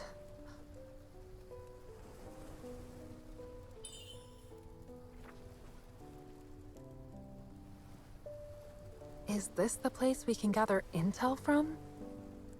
Don't believe me? Well, real intel is always hidden in the most inconspicuous places. The crazier it seems, the more likely it's true. That You must face. be a regular there. What did you need back in the day? Mummy bandages? With a bit of work, you can get nice poisonous sap. But for a hunter such as yourself, you're better off wearing a disguise before going in. Like what? Like, at least stop flashing your hunter's watch around. Also, it wouldn't hurt to pick up some of the local lingo. I'll proceed with caution. It's okay. I'm a generous employer. Since I hired you as my bodyguard, I'll cover for you when it matters. But I must warn you. In places like the Nest, you have to pay a very high price for obscure information, especially for stuff involving mysterious protocores. Ah, we're saved. Let's call it a day, yeah? I hope you can find the right path, Miss Bodyguard. We better take the cat home with us. Just saying.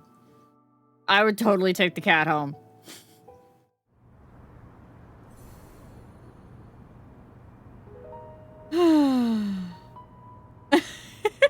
You got auto-modded.